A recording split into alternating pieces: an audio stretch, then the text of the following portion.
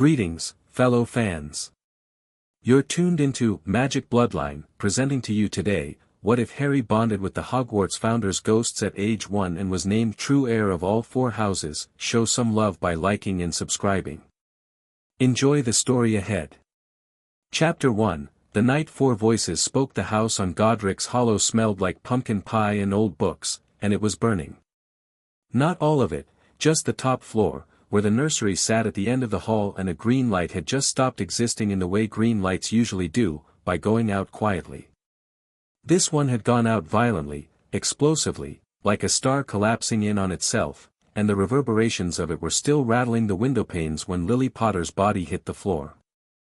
James was already gone. His glasses lay on the bottom stair, cracked. The baby in the crib wasn't crying. That was the strange part. Any other baby would have been screaming, the way children do when something loud and wrong happens nearby.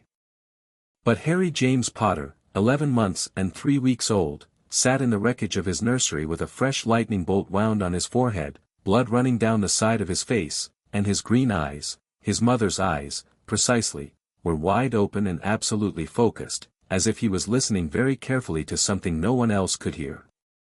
And he was. Because the death of a Dark Lord is not a quiet thing in the magical world. It tears at the fabric of things. It rips open seams in the ancient weave of enchantment that holds old magic together. And nothing in Britain was older than the magic that had been poured into Hogwarts School of Witchcraft and Wizardry by 4 people who had loved it more than their own lives. The tear reached them. All 4 of them. It was Godric who moved first, or rather, the concept of movement that Godric's spirit had developed over 1,000 years of existing between moments. He had felt the boy's magical signature the way a smith recognizes the quality of steel by the ring it makes when struck. That rebounding curse had struck Harry Potter like a hammer, and what rang out from him was extraordinary. Brother. Helga's presence, warm as bread from an oven, brushed against his awareness. Do you feel that? I feel it, Rowena said, and her voice, had it been a voice, would have been slightly breathless. That's impossible. The mathematics of it, the way his core restructured to absorb the, less calculation, Godric said, and the fondness in it was the fondness of people who have known each other for so long that their arguments have become a form of affection. More action. The boy is bleeding. The 4th presence said nothing, which was typical. But it moved. And when Salazar Slytherin moved, the world noticed. The 4 of them arrived at Godric's Hollow the way old magic arrives, gradually, then all at once. There were no apparition cracks, no flashes of light. The air simply became more present. More weighted. The smoke stopped billowing quite so chaotically, as if it had remembered to have manners. Harry looked up. He shouldn't have been able to see them. Ghosts in the Muggle world are barely perceptible even to trained wizards, and Harry was a baby. But the killing curse's rebound had done something to his sight, or perhaps it had simply opened a door that was already waiting to be opened. Either way, his green eyes tracked 4 shapes of light and darkness and breathed upon air as they gathered around his crib. He reached toward Godric's light first. Because of course he did. Godric laughed, it was more feeling than sound, more warmth than noise, and the shape of him bent closer to the small reaching hand. Well, said Godric Gryffindor, founder of the House of the Brave, and the word resonated at a frequency that turned the dust in the ruined nursery into spirals. Here you are, then. Harry's hand connected with something. There was no physical contact, Godric was not physical, but there was a recognition. A resonance. The kind that happens when 2 tuning forks are made from the same metal. Godric, Rowena said, and there was urgency in it. His magic is destabilizing. The absorption of that much dark energy without a proper grounding, he'll burn out by morning. Then we ground him, Helga said simply, and it was the simplest thing in the world, the way she said it, the way she moved to the other side of the crib with all the practicality of someone rolling up their sleeves. This is not our place, said Salazar, and his was the only voice that Harry didn't reach toward, though he watched Salazar's presence with those uncanny eyes, the way a cat watches something it isn't sure about yet. We do not interfere with the living. We never have. We never had reason to, Godric said. We have one now, Helga added. Rowena was already moving, her presence circling the crib in a pattern that was precise and geometric and deeply, fundamentally mathematical.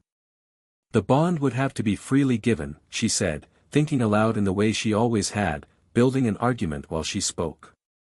All four of us, and accepted by him. A child this young can't consent in any meaningful. Harry grabbed for Rowena's light. She stopped.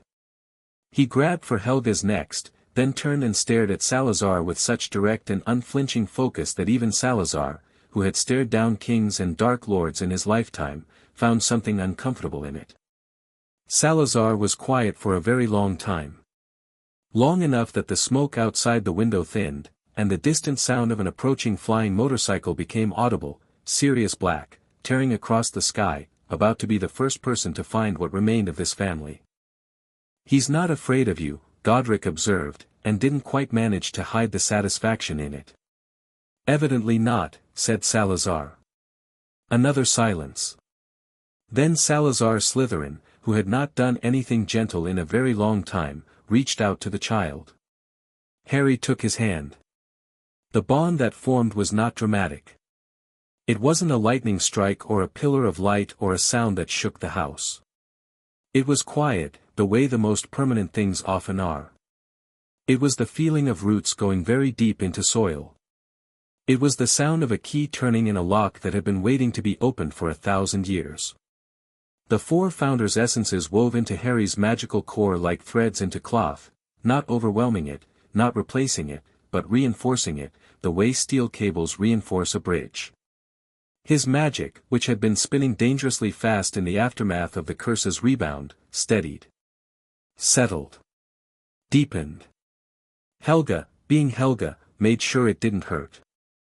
Godric, being Godric, made sure there was a spark of something defiant at the center of it. Rowena layered in clarity, not intelligence exactly, but the ability to see clearly, to understand rather than simply know. And Salazar added something that he would not have named aloud but that functioned like will. The absolute, unshakable certainty of someone who has decided to survive. Harry sat in his ruined crib and felt all of it happen to him, and he watched the four of them with his mother's green eyes, and he did not cry once. True heir, Helga said softly, and it was not a title she announced so much as a truth she recognized. Of all four houses. Of Gryffindor, Godric agreed. Of Ravenclaw, Rowena said. Of Hufflepuff. Helga. The last was the longest pause. But it came. Of Slytherin, said Salazar. The motorcycle landed in the street outside with a roar that turned into silence. Boots on pavement. Then Sirius Black's voice, ragged and terrible, calling James's name. The four founders drew back, not gone, not ever entirely gone now, but quiet, folded into the deepest layer of Harry's awareness where they would wait and watch and, very occasionally, speak. Harry looked at the doorway where Sirius would appear in a moment. He reached up and touched the lightning bolt on his forehead, still wet, and his brow furrowed in the deeply serious way of very small children confronting something new. Then Sirius was in the doorway, and he made a sound that had no name, and he gathered Harry up so fast and so tight that Harry made a small, indignant noise at being squeezed. Alive. Still alive. The rest of that night belonged to grief and to owls carrying terrible news across Britain, to Dumbledore appearing on Privet Drive with his half-moon glasses and his careful face, to Hagrid weeping openly and making the argument that broke Sirius Black's heart, to a tabby cat resolving into Professor McGonagall and her poorly concealed devastation. Harry didn't understand any of it. He was nearly 1 year old. But deep inside him, in the place where four ancient magics now lived like coals keeping their warmth through a long winter, something was already paying attention. The Dursleys were not cruel in any original way. That was perhaps the most depressing thing about them, their cruelty was completely ordinary. Vernon Dursley resented Harry the way he resented anything he couldn't categorize, anything that didn't fit into his precise, carpeted understanding of the world. Petunia Dursley feared Harry the way she had always feared magic, with a fear so deep it had curdled into something that looked exactly like hatred. Dudley Dursley simply did what his parents modeled. The cupboard under the stairs was small. Harry didn't mind it as much as anyone would have expected. He had company. Not the kind you could see. Not the kind Aunt Petunia would have understood, though she might have screamed if she'd known about it. But from the time Harry was old enough to lie quietly in the dark and think, there had been presences with him, and they had never felt threatening. Godric told him stories.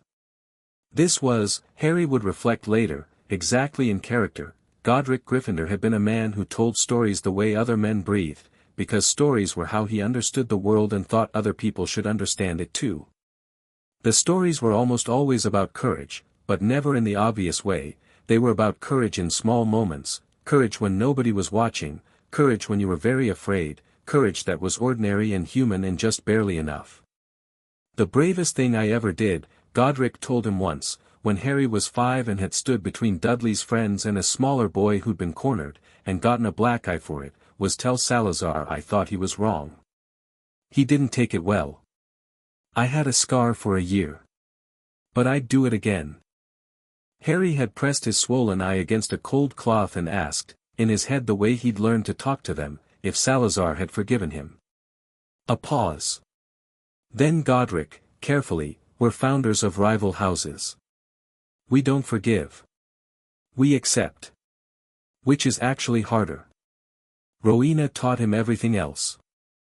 It was less storytelling and more a quiet, relentless intellectual companion. She would point out things Harry hadn't noticed, ask him questions he didn't have answers to, and refuse to give him those answers directly, instead redirecting him toward the thinking that would get him there himself.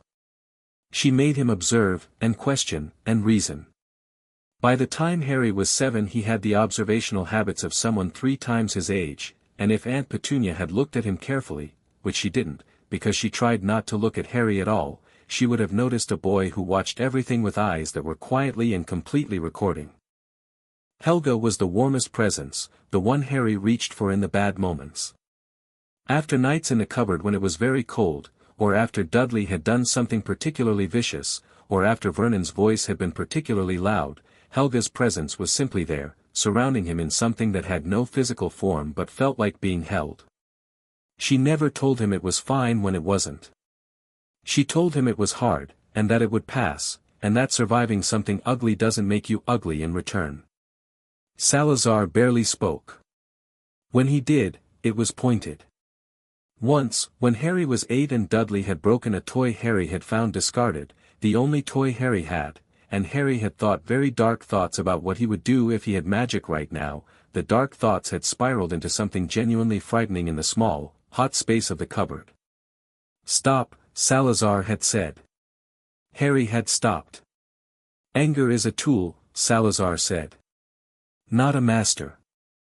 Know the difference." It was the most words Salazar had spoken at once. Harry had thought about them for a very long time afterward.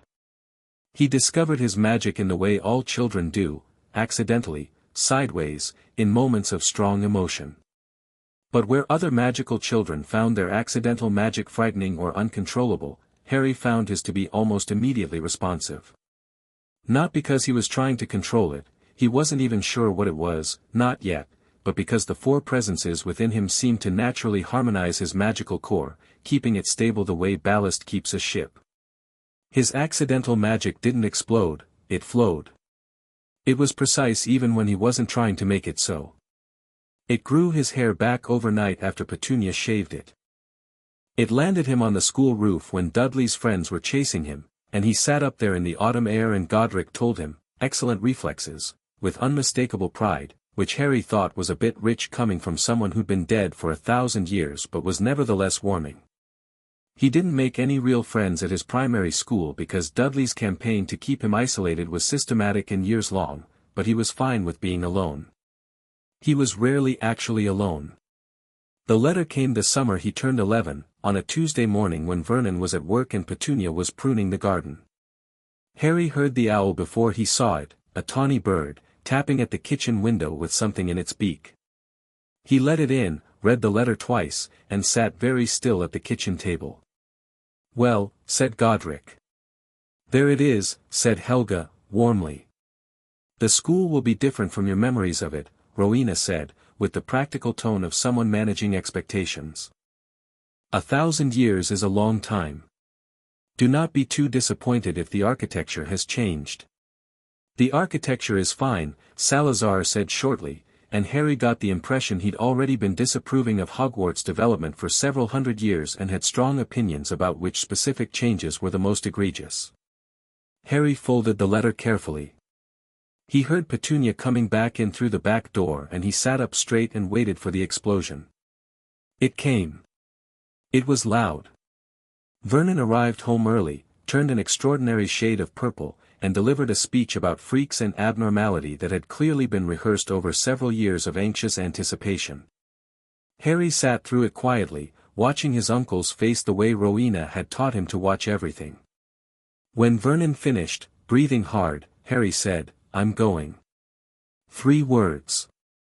Said without heat, without drama, with the calm of someone who has made a decision and seen no reason to shout about it.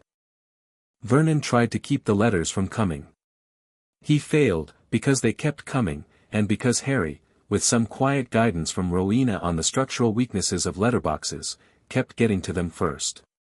Eventually Hagrid arrived, massive and warm and genuinely delighted, and the news of the wizarding world spilled out in the best possible disorganized way, and Harry listened to all of it with the expression of someone hearing details they'd been waiting for, rather than revelations they hadn't expected. Hagrid cried a little, talking about James and Lily. Harry let him, and didn't try to change the subject. He did accept the birthday cake. Diagon Alley was the first time Harry's composure came under real strain, not from anything frightening, but from everything being so completely, overwhelmingly, marvelously real. He'd known about magic in the abstract, known it the way he knew there were colors he'd never seen. Now it was concrete and clamoring and absolutely everywhere, and he stood in the middle of the cobblestone street outside the leaky cauldron and stared, and for a moment he was simply an 11-year-old boy who had lived in a cupboard and was now somewhere extraordinary. Helga's warmth moved through him like a hand on his shoulder. "Take your time," she said. "It will still be there in a moment." Harry breathed, and then he took his time. Gringotts was interesting. The vault was genuinely startling, not just the amount of gold, which was more than Harry had any frame of reference for, but the confirmation that his parents had existed and left things behind, that there were objects and papers and a world that had been waiting for him to be old enough to step into it. Harry stood in the vault for a moment longer than necessary. "Your father," Godric said, and then stopped. Harry had the impression it was a sentence that would have gone somewhere considerable, but Godric was not certain this was the moment for it. "Later," Harry said, quietly, so Hagrid didn't hear. "Later," Godric agreed. Ollivander's wand shop was where things got strange, even by the day's standards. Harry tried wand after wand, and each one did something: a shower of red sparks, a gust of warm air, a sound like a struck bell, but nothing quite right. Ollivander watched him with those pale eyes and said nothing, wearing the expression of a man who suspects something and is waiting to be proven correct. Then he produced the wand with the phoenix feather core, the brother to Voldemort's, though Harry didn't know that yet, and when Harry's fingers closed around it, something happened that was different from the others. It wasn't just warmth or sparks. It was recognition, the same recognition Harry felt in the four presences, the sense of a thing that had been waiting.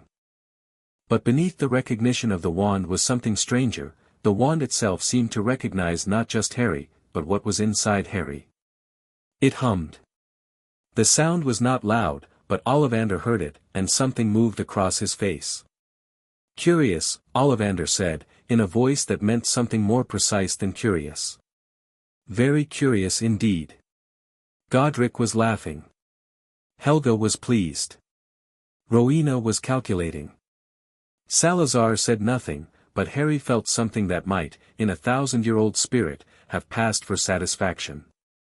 September 1st arrived the way important days always do, too fast and too slow simultaneously. King's Cross. Platform 9 3/4, reached by walking at a barrier wall with the kind of confidence that feels insane right until the moment it isn't. Harry stepped through onto the platform and stopped, taking in the scarlet steam engine and the chaos of families and owls and cats and trunks, and for just a moment let himself feel the size of it. Home, said Helga, and it wasn't quite right as a statement. Hogwarts was ahead, not here, but Harry understood what she meant. He found a compartment, stowed Hedwig's cage, and was sitting with his first book on magical theory when the door slid open and a pair of redheads grinned at him. Hiya. You don't mind, do you? The taller one said, already stepping in. Everywhere else is packed. Go ahead, Harry said. He'd barely spoken to them before the door slid open again and their younger brother appeared, red-haired and freckled, holding a rat, looking slightly embarrassed in the way of someone wearing hand-me-down robes among strangers. He glanced at Harry, did a small double-take, and then looked carefully at the twins. We're off, said one of the twins, unperturbed. Loads to do. They vanished, and the younger Weasley sat down across from Harry and did the thing where he tried not to stare and didn't entirely succeed. Harry gave him a moment, and then said, I'm Harry. I know, Ron said, and then seemed to realize how that sounded. Sorry. I mean, I'm Ron Weasley. It's fine, Harry said, and meant it. Everyone seems to know before they meet me. I've gotten used to it. Ron looked slightly relieved that he hadn't offended him. What's it like? He asked, and then immediately looked like he regretted asking. Growing up not knowing anything about the magical world. Harry considered. Odd. But useful, I think. You see things fresh. He paused. What's it like growing up in the middle of it? Ron blinked, clearly not having expected to be turned around like that. Then he grinned, and it was the kind of grin that didn't perform anything, just existed, and Harry liked it immediately. Loud, Ron said. Absolutely everywhere, all the time. 6 brothers. Our house is basically sentient and angry about it. They talked for most of the journey, interrupted by a cart full of sweets. Harry bought a considerable portion of it, having never been allowed such things, and shared freely, which surprised Ron into a kind of helpless gratitude, and a bushy-haired girl who appeared at the door looking for a toad. She introduced herself as Hermione Granger and looked at Harry's open copy of Magical Theory and said, in the tone of someone who has been waiting for someone else to be reading the same things, Oh, you've already gotten to Chapter 7. What do you think of Adalbert Waffling's argument about directional casting? Harry thought about it for a moment. I think he's right about wand movement but wrong about intent, Harry said. He's treating them as separate when they're actually the same thing. Hermione stared at him. I hadn't thought of it like that, she said. Then, can I sit down? That one will be interesting, Rowena observed, with the tone of a connoisseur. She sat down, and the 3 of them talked about magic until the train pulled into Hogsmeade Station and the night opened up around them with cold autumn air and the smell of rain on stone. And then, above it all, black against a sky that was deeper than dark, the torches of Hogwarts Castle. Hagrid led them across the lake in small boats, and Harry sat in the prow of the lead boat with the castle growing larger and larger until it filled the entire sky, and something happened inside him that he hadn't been prepared for. All 4 voices went quiet. But it wasn't the quiet of absence. It was the quiet of homecoming. The magic of Hogwarts and the magic of the founders within Harry recognized each other across the water, and the recognition was so complete and so total that Harry felt it in his bones. The castle seemed, impossibly, to lean slightly toward their approaching boats. The torches on the west towers flared slightly brighter. Hermione, who was sitting next to him, looked at the castle and then at Harry. Are you all right? She asked. You've gone very pale. I'm fine, Harry said, which was both true and wildly insufficient as a description of what was happening. Welcome home, said Godric, and his voice was full. Home, Helga echoed. At last, said Rowena. Salazar said nothing.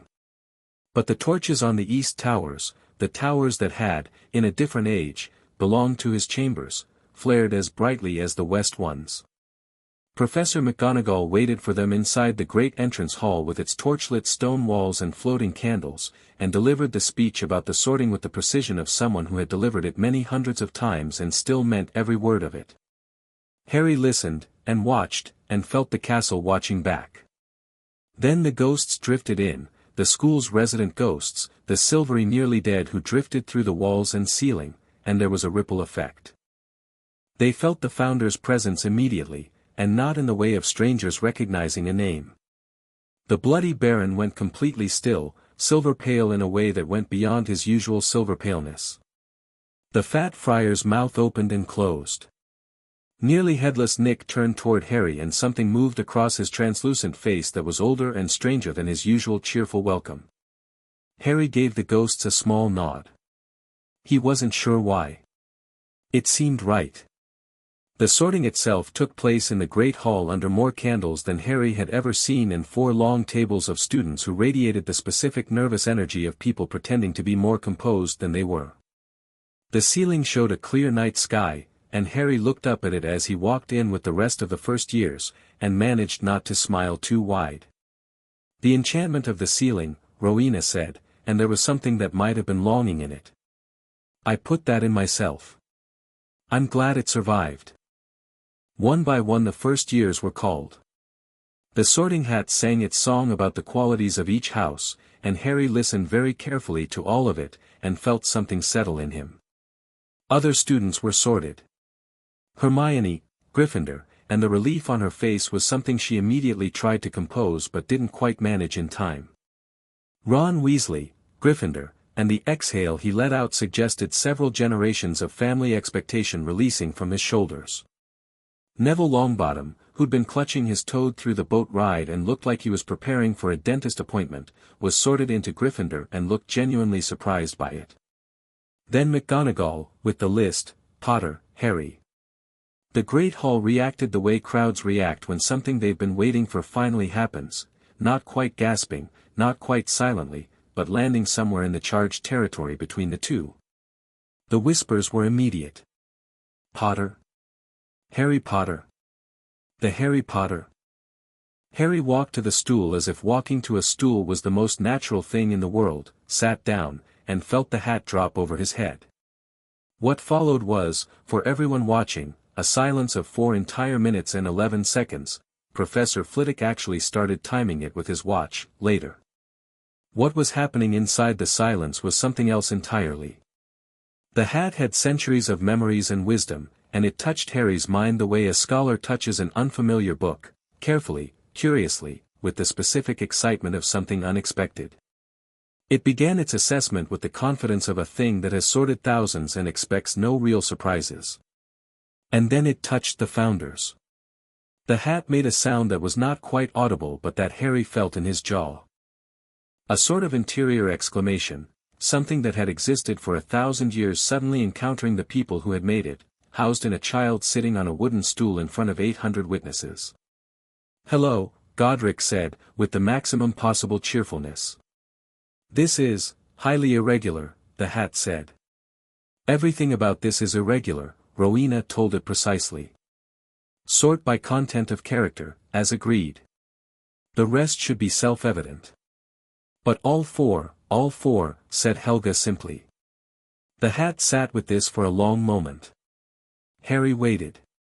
You could go anywhere, the hat said, speaking to Harry directly for the first time, with the strange double voice of something that is both itself and an instrument of something larger.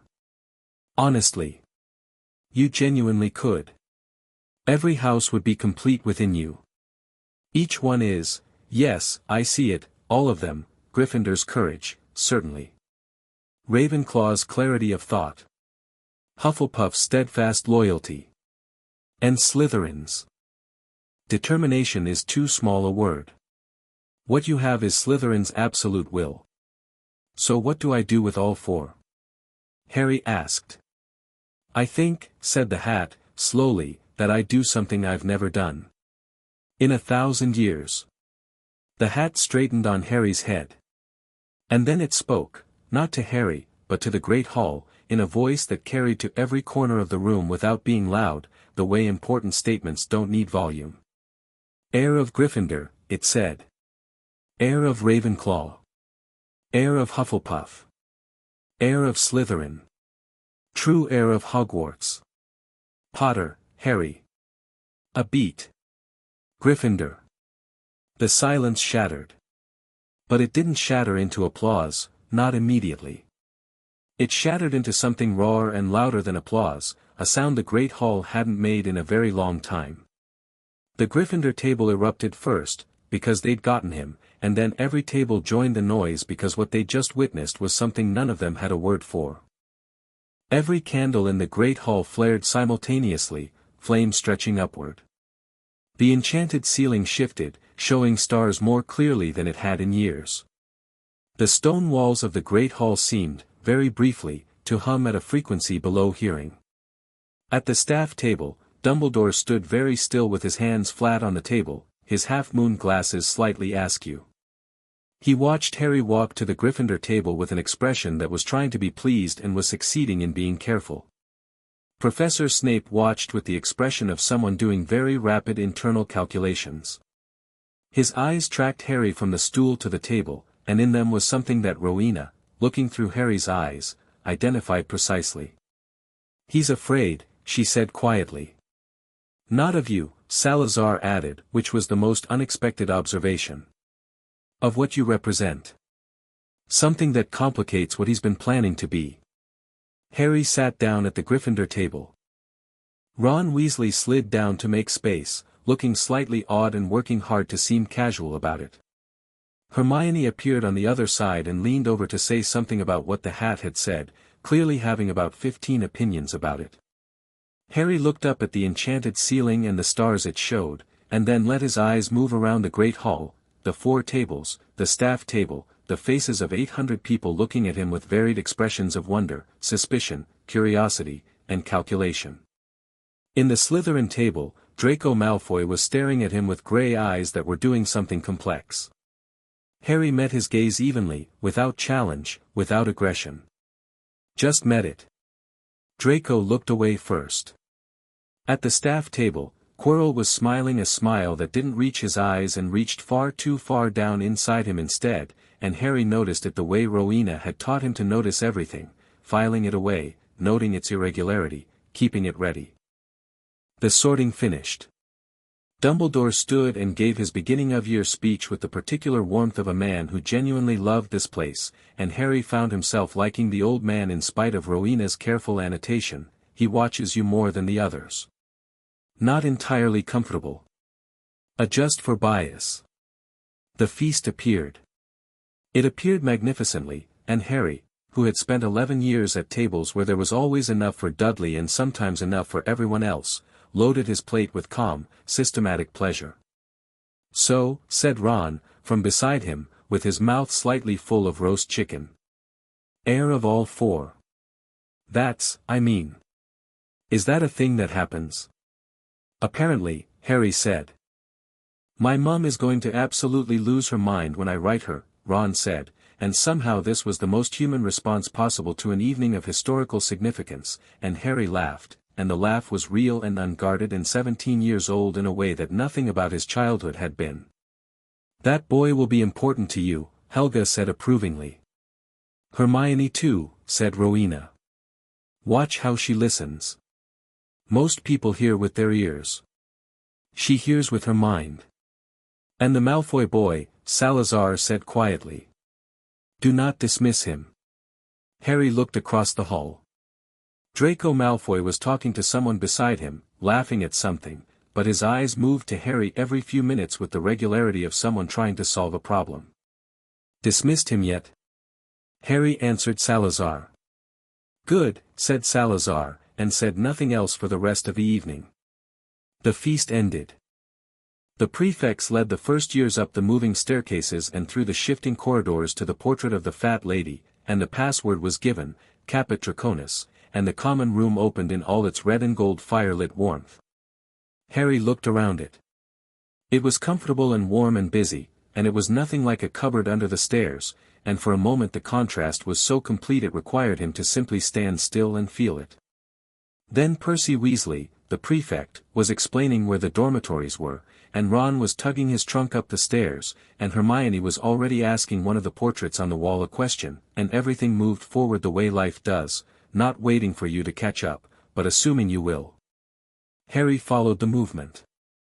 He found his bed in the first-year Gryffindor dormitory, put his trunk at the foot of it, sat on the edge of the mattress, and placed his hand flat on the stone floor.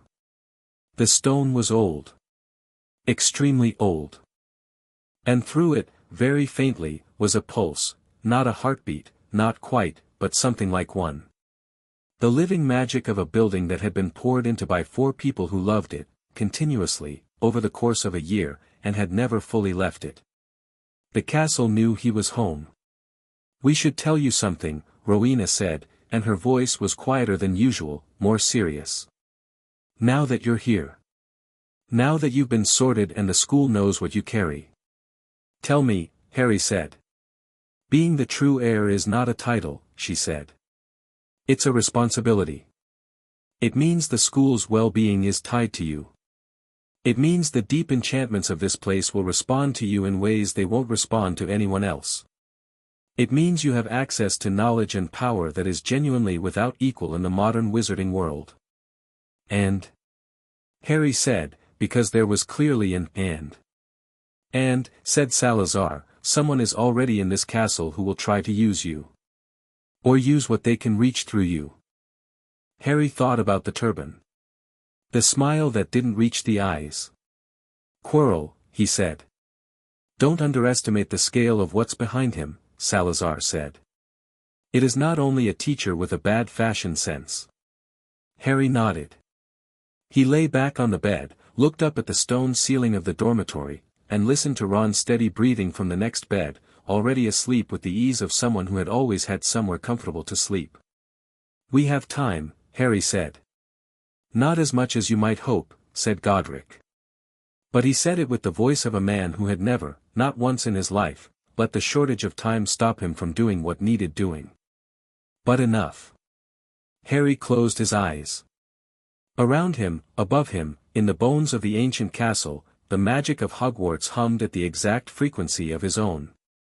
He was home. He was ready. And somewhere in the castle, in the dungeons beneath the dungeons, behind 3-headed barks and enchanted locks, something was waiting that would, before the year was done, require every single thing he had. But that was a problem for tomorrow. Tonight, Harry Potter slept in Hogwarts for the first time, and the castle held its breath like a proud parent, and was still. Chapter 2, The Stones Remember Your Name. The castle moved at night. Not randomly, not the chaotic shifting that the other first years whispered about in terrified huddles during breakfast, convinced they'd never find their classes. Harry had noticed within his first 3 days that Hogwarts moved with purpose. A staircase that deposited you somewhere inconvenient on Monday would, by Wednesday, if you paid attention to it, reveal that it had been pointing you toward something you hadn't known you needed yet. The castle was not an obstacle. It was a guide that expected you to keep up. Harry kept up. He'd been at Hogwarts for 2 weeks, and he'd already mapped it in the way Rowena had taught him to map everything, not by memorizing a static layout, but by understanding its logic. Hogwarts had logic. It had preference. The corridor on the 4th floor that smelled like cedar and old parchment led, if you took the 3rd left and went up the half staircase that appeared only on Tuesdays and Thursdays before 8 in the morning, to a small study room with a south-facing window that got the best light in the castle. Nobody else seemed to know about it. Harry used it every morning before breakfast, and the castle had never once rearranged it away from him. "It likes you," Helga said, on one of those mornings, when the September light was falling through the wavy old glass and turning the dust motes gold. "I like it back," Harry said, which was an understatement. He was reading advanced magical theory, well beyond the first-year syllabus, and the book was genuinely interesting, which was a feeling he associated almost exclusively with his conversations with the founders and almost never with school. But school here was different. School here was Flitwick bouncing on his chair with excitement about Wingardium Leviosa, and McGonagall demonstrating a perfect transfiguration with the crisp economy of someone who has absolutely no patience for doing things improperly. School here was alive. He was already 3 chapters ahead in every subject, which Hermione had noticed and, after the initial instinct to be competitive about it, had transformed into an alliance instead. She showed up at his study room on the 4th day. He didn't ask how she'd found it. "You figured out the Tuesday through Thursday staircase," he said. "Wednesday actually," she said, slightly defensive. "Can I sit?" "Always," Harry said. She sat across from him and pulled out her charms notes, and they worked in parallel silence for 20 minutes before she said, without looking up, "The hat called you the true heir. I looked it up in Hogwarts, a history. There's no record of it ever happening before. There's barely any record of the term existing. It's referenced in 2 footnotes and 1 oblique mention in Bathilda Bagshot's appendices." "What do the footnotes say?" "Not much. That's what's frustrating." She finally looked up. "It mentions that if all 4 founders were to recognize a single heir, the school's enchantments would respond to them at the root level. Not just the surface spells, the foundational magic. The kind that holds the castle together." Harry considered this. "That would explain the staircases." Hermione stared at him. "The staircases have been helping you?" "And the doors," Harry said. "And the light in here. And the fact that the castle is about 11 degrees warmer when I'm cold." Hermione's quill stopped moving. She seemed to be having an experience. Harry, that's the building responding to you on an environmental level. Do you understand how significant?" "I understand," Harry said, mildly. She looked at him for a moment with the expression she used when she was reassessing something. He'd seen it already several times in 2 weeks, and he thought it was one of her better expressions because it meant she was actually updating her understanding rather than defending it. "You're very calm about all of it," she said. "I've had time to think about it," Harry said, which was technically true. She let it go, which he appreciated. She didn't push at things once she understood they weren't ready to be pushed. She came back later, better armed, which was a different and more interesting quality. Ron, for his part, had stopped being awed by the 2nd week and replaced it with something much more comfortable, friendship. He showed Harry chess, actual wizard chess, which was violent and enthusiastic and nothing like the quiet game Harry had read about in a book, and Harry lost 4 games in a row while watching Ron play and learning how he thought, and then on the 5th game he played differently and won, and Ron stared at the board with an expression that was simultaneously indignant and delighted. "Did you just study how I play to beat me?" Ron demanded. "Yes," Harry said. That's, how long have you been doing that?" "Since game 1. Ron looked at him. Then he grinned, fierce and competitive and completely unafraid.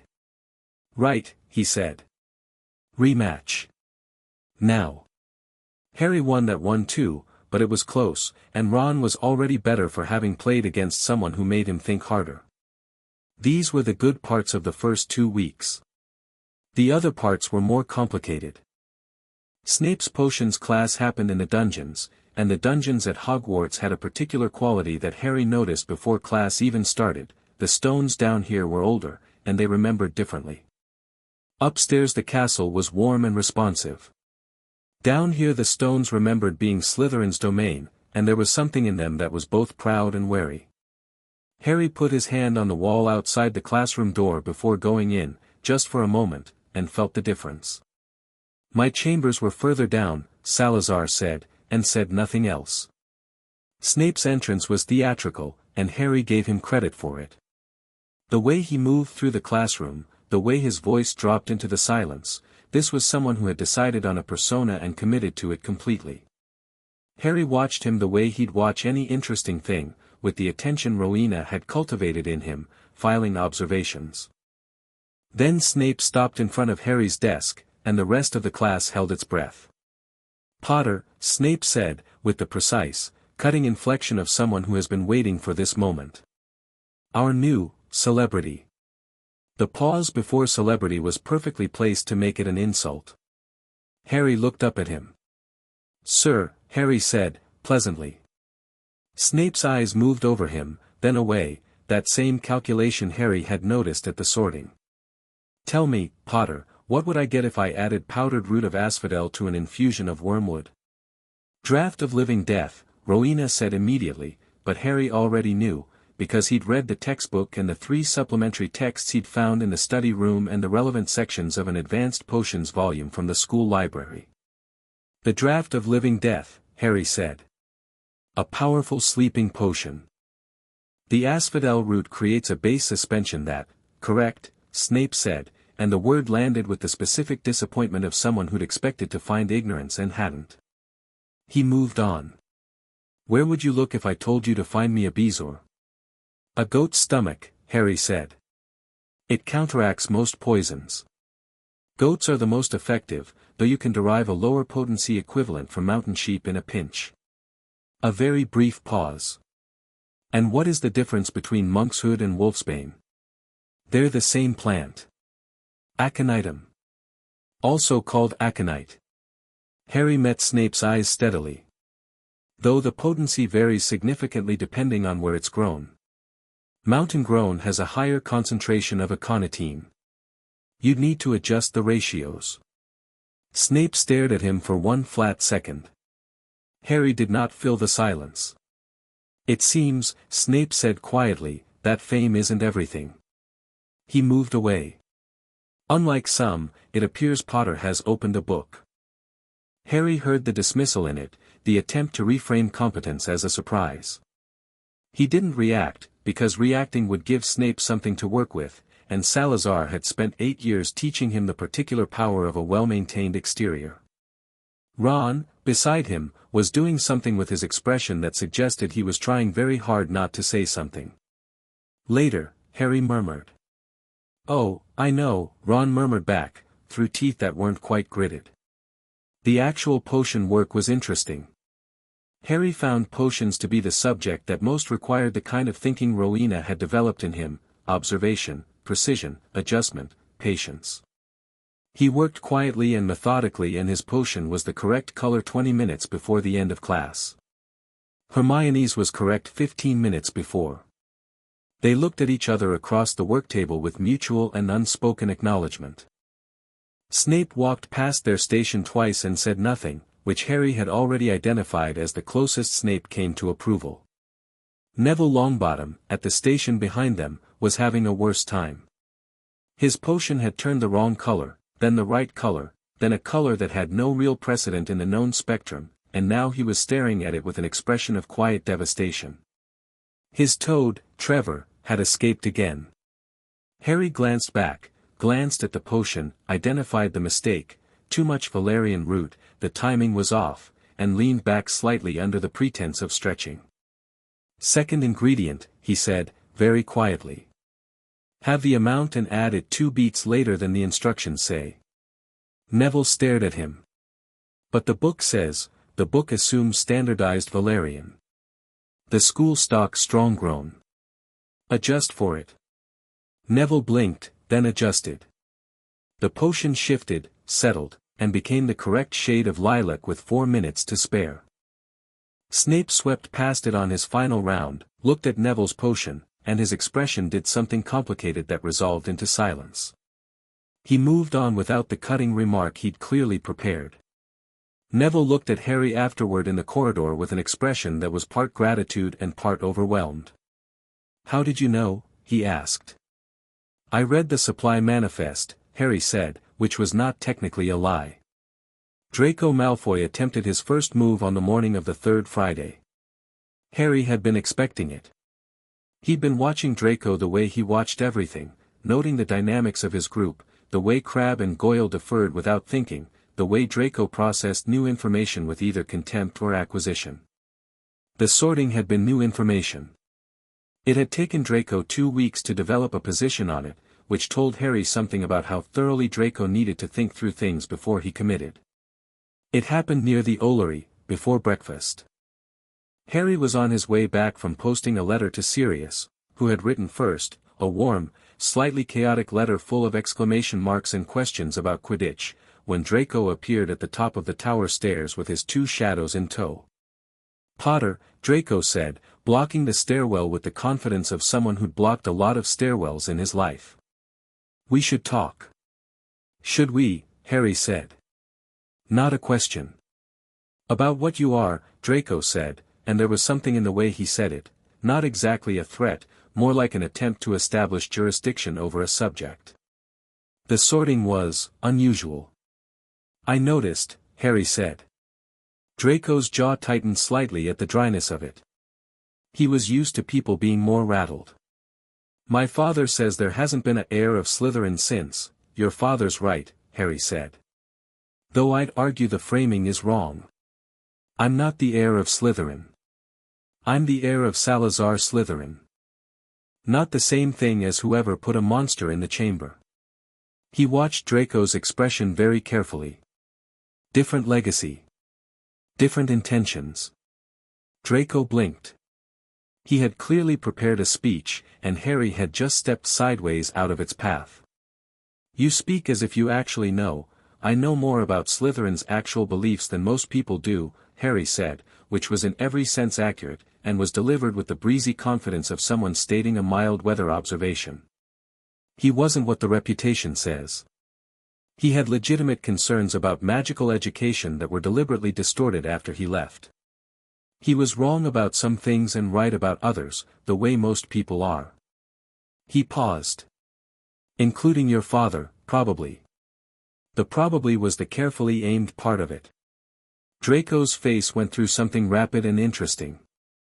"You haven't even been sorted a fortnight," Draco said, and his voice had shifted, less performance, more actual engagement, which Harry found much more interesting. "No," Harry agreed. "And you're already lecturing me about my house's founder. Is it wrong?" Harry said. Draco didn't answer. That was its own answer. "Good," Salazar said. "Don't let him retreat into posture. He has a mind. Use yours to activate it." "I'm not interested in being your enemy, Malfoy," Harry said, straightforwardly, the way he said most things. "I'm not interested in being your friend out of house allegiance either. I'm just interested in what's true." He started past them, and Crabbe shifted, not a block, more a reflex, and Harry glanced at him with an expression that was completely without aggression and somehow, precisely because of that, made Crabbe move aside. Harry went down the stairs. Behind him, he heard Draco say nothing for a long moment.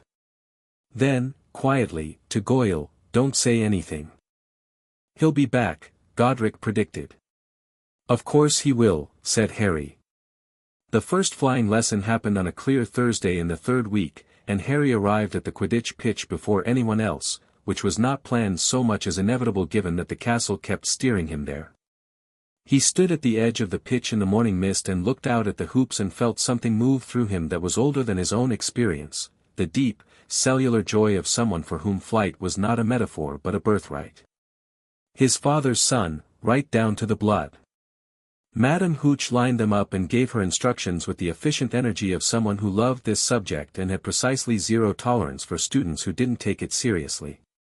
Neville, beside Harry, looked at his broom the way people look at things that have already injured them in their imagination. "Just, when it comes up, grab it firmly and don't second-guess yourself," Harry murmured to him. "What if you won't," Harry said. "You don't know, you survived 4 potions classes with Snape," Harry said. "This is a broom." Neville looked at him with the expression of someone who wanted to argue this and couldn't find the thread. Then he looked at his broom and said, with the particular courage of someone taking Harry at his word against all instinct, "Up." The broom came up. Neville made a sound of pure shock.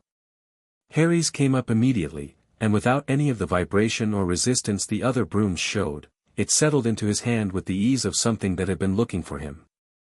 The magic of the Founders ran through his core like a current through wire, and the broom felt it and responded to it the way all magical objects responded to a strong enough magical signature. Madame Hooch walked the line, correcting grips and stances. She got to Harry, looked at his grip, looked at the broom, and looked at him with something sharper than her usual professional assessment.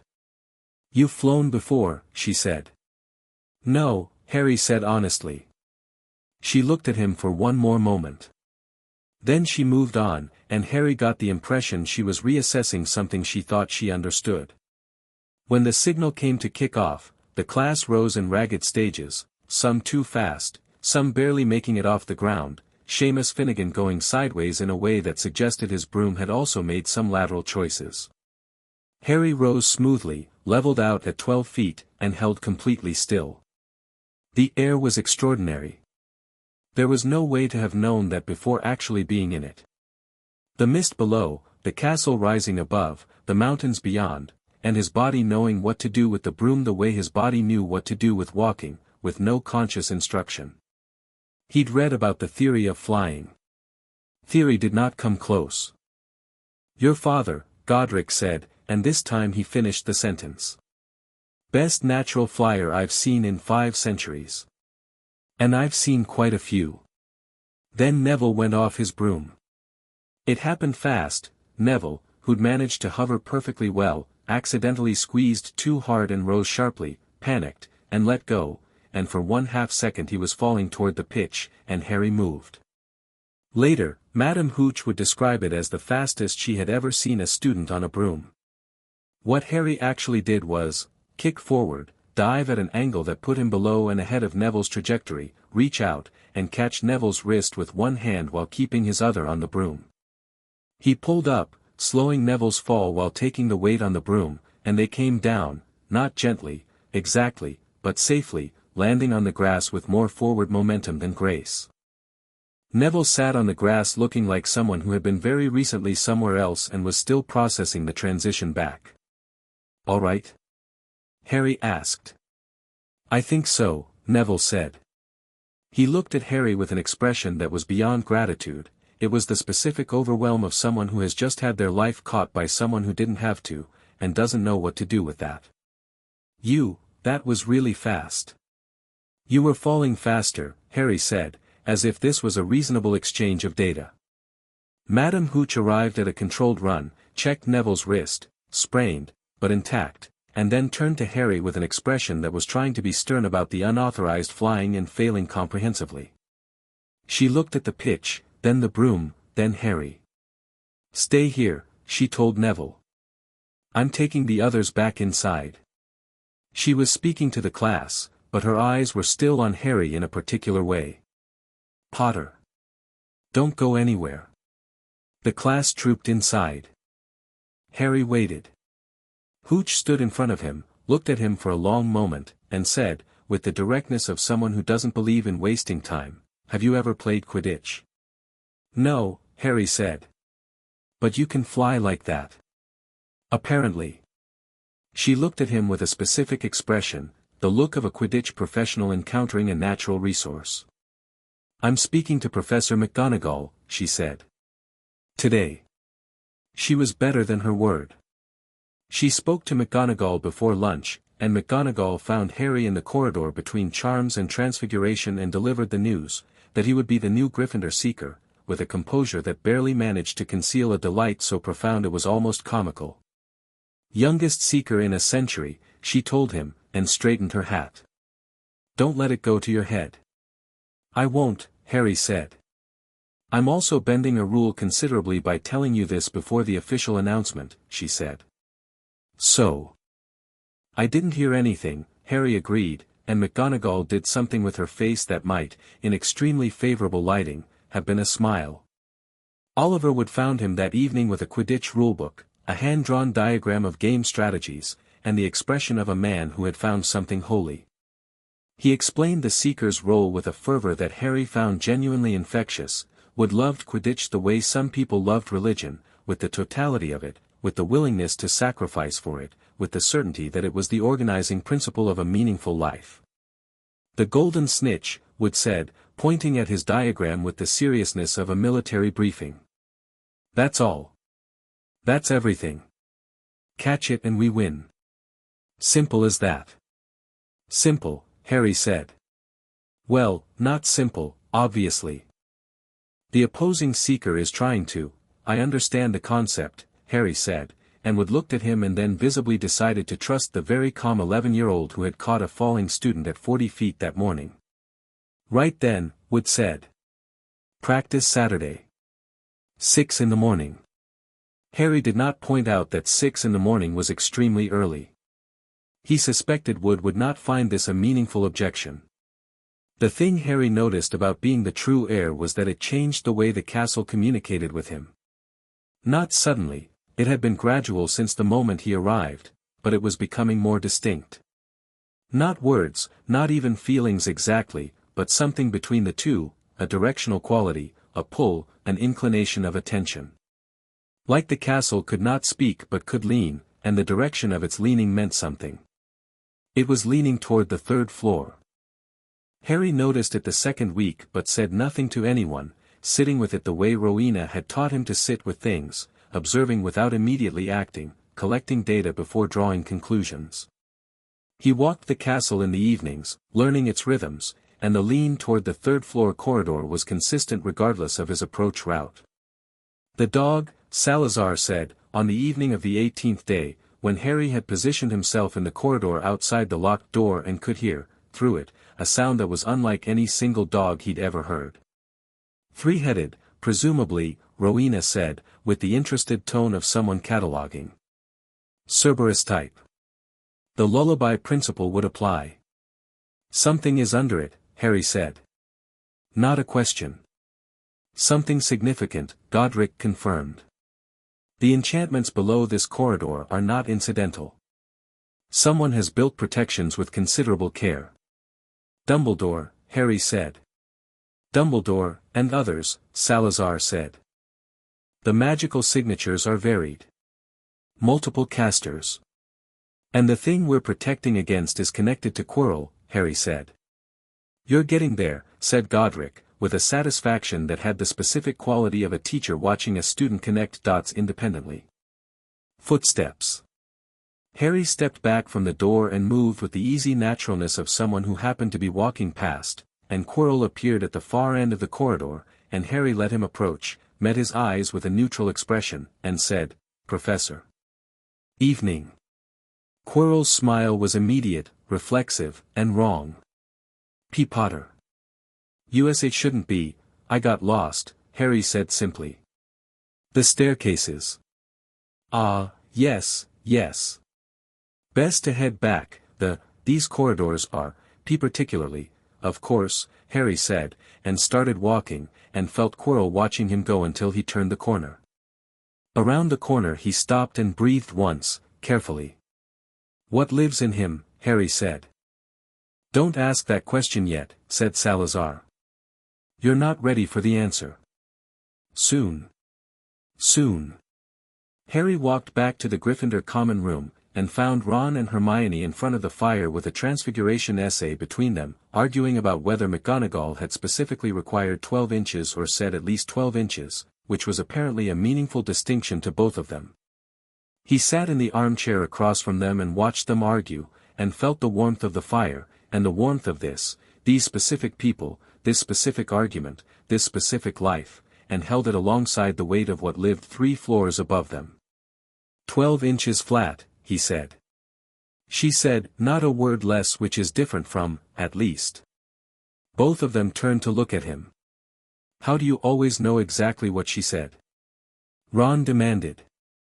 I listen, Harry said. Ron threw his quill. Harry caught it without looking. How, Ron said. Harry smiled, and the fire crackled, and the stone walls held the warmth in, and somewhere in the deep roots of the castle's ancient enchantments, for presences settled and held their breath and waited for the year to do what years do. The first Quidditch practice was on a Saturday that arrived grey and cold and threatening rain, and Harry found Wood already on the pitch at 5:50 with a broom, 2 bludger cases, and an expression of dedicated suffering that made Harry briefly wonder if the man had slept. The team was 6 other people in various degrees of mourning, the Weasley twins, Fred and George, who arrived cheerful and windswept and immediately began trying to get a bludger open by methods Wood had clearly forbidden before, and 4 others who introduced themselves to Harry with the speculative looks of people meeting a team addition they hadn't approved yet. He caught a falling student on his first go, George offered, to the room generally. At 40 feet, Fred added. While on a school broom, George finished.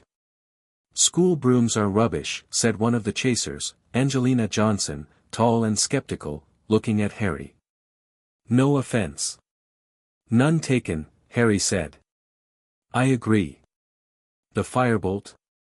We don't have a, I know. I was considering whether to purchase one. The Nimbus 2000 has a faster top speed, but the firebolt's cornering radius is better for seeking. He paused, noting their expressions. I've been reading. He's been reading, Fred said, to George. About Quidditch, George said, as if this was both logical and somehow revelatory. Get on the pitch, Wood said, with the tone of someone managing a complicated internal experience. Harry got on the pitch. He'd been on a broom for 60 seconds total in his life. The practice lasted 2 hours. By the end of it, Wood had gone through his entire repertoire of expressions and landed on something that didn't have a name but occupied the territory between reverence and tactical glee. Harry found the practice snitch, a ball bearing with small wings, slower than a real one, 7 times. He found it twice while simultaneously avoiding bludgers, once while upside down, and once while in a dive that made the chasers actually stop flying and watch. He's going to be terrifying, Angelina said to Alicia Spinnet, with the satisfied tone of someone reassessing their odds for the Quidditch Cup. Right, Wood said, after Harry landed on the 7th catch. Harry. The match is on the 1st of November. Against Slytherin. I'll be ready, Harry said. I know, Wood said, and he said it like a man who has just had a religious experience and doesn't want to seem dramatic about it. On the way back up to the castle, Harry found Draco Malfoy waiting at the edge of the pitch. He was standing with Crabbe and Goyle in the particular stance of someone who had come to observe and was pretending not to have. Harry walked toward him, and Draco straightened. Seeker, Draco said. The single word, said neutrally, contained a volume of information, acknowledgement, assessment, the recalibration of something. Malfoy, Harry said, equally neutral. They looked at each other. The morning was cold and grey around them, and the dew on the grass was still heavy, and the silence between them was the third presence in the conversation. My father, Draco started, and stopped. Started again on different ground. I was going to say that my father called you a curiosity. What do you call me? Harry asked. Draco's expression did something that Harry had started to think of as its honest mode, the brief unguarded version before the performance settled back in. I don't have a word yet, Draco said. That's honest, Harry said, and wasn't unkind about it. Something moved across Draco's face. The hat called you the heir of Slytherin, he said. That's, in my family, that means something specific. It means the chamber. It means a different legacy than the one your family's attached it to, Harry said. Same as I told you in the Ollery. Salazar Slytherin built half this castle. He designed the dungeon classroom specifically to maintain a stable temperature for potions, a practical, brilliant, entirely non-sinister achievement. He created the sorting methodology with Rowena Ravenclaw. He planted the Whomping Willow's ancestor in the greenhouse. He paused, and Draco was listening with his whole attention now. The performance entirely dropped. The chamber and the monster are real. I'm not telling you they're not. But that's not all he was, and if your family's tradition says it is, then your family's tradition is wrong about something. Draco said nothing. His jaw was tight in the way of someone hearing something they need time to process. I'm not your enemy, Harry said, for the second time. Then he added, because it was true and Salazar would probably have wanted it said, but I'm not going to be a comfortable presence if you keep holding things that don't survive examination. He walked past them and up toward the castle. That was blunt, said Godric, not disapproving. Even for you. He can take it, Harry said. He's smarter than he's been allowed to be. He is, Salazar confirmed, and in it was something that might have been the oldest kind of sadness, the recognition of potential being shaped by the wrong hands. What Harry hadn't predicted was Hermione's near miss in the library. He'd been in the study room on the 4th floor, late in the evening, when the feeling came, not a voice, exactly, more the castle's version of urgency, a directional shove. He was out of the room before he'd consciously decided to move, heading down through the castle at a pace that the portraits watched with mild alarm. The library was not supposed to be accessible after 8. The door was unlocked. Harry went in quietly and found Peeves, the poltergeist, who had apparently decided that reorganizing the history shelves by throwing volumes at the walls was an acceptable Thursday evening activity.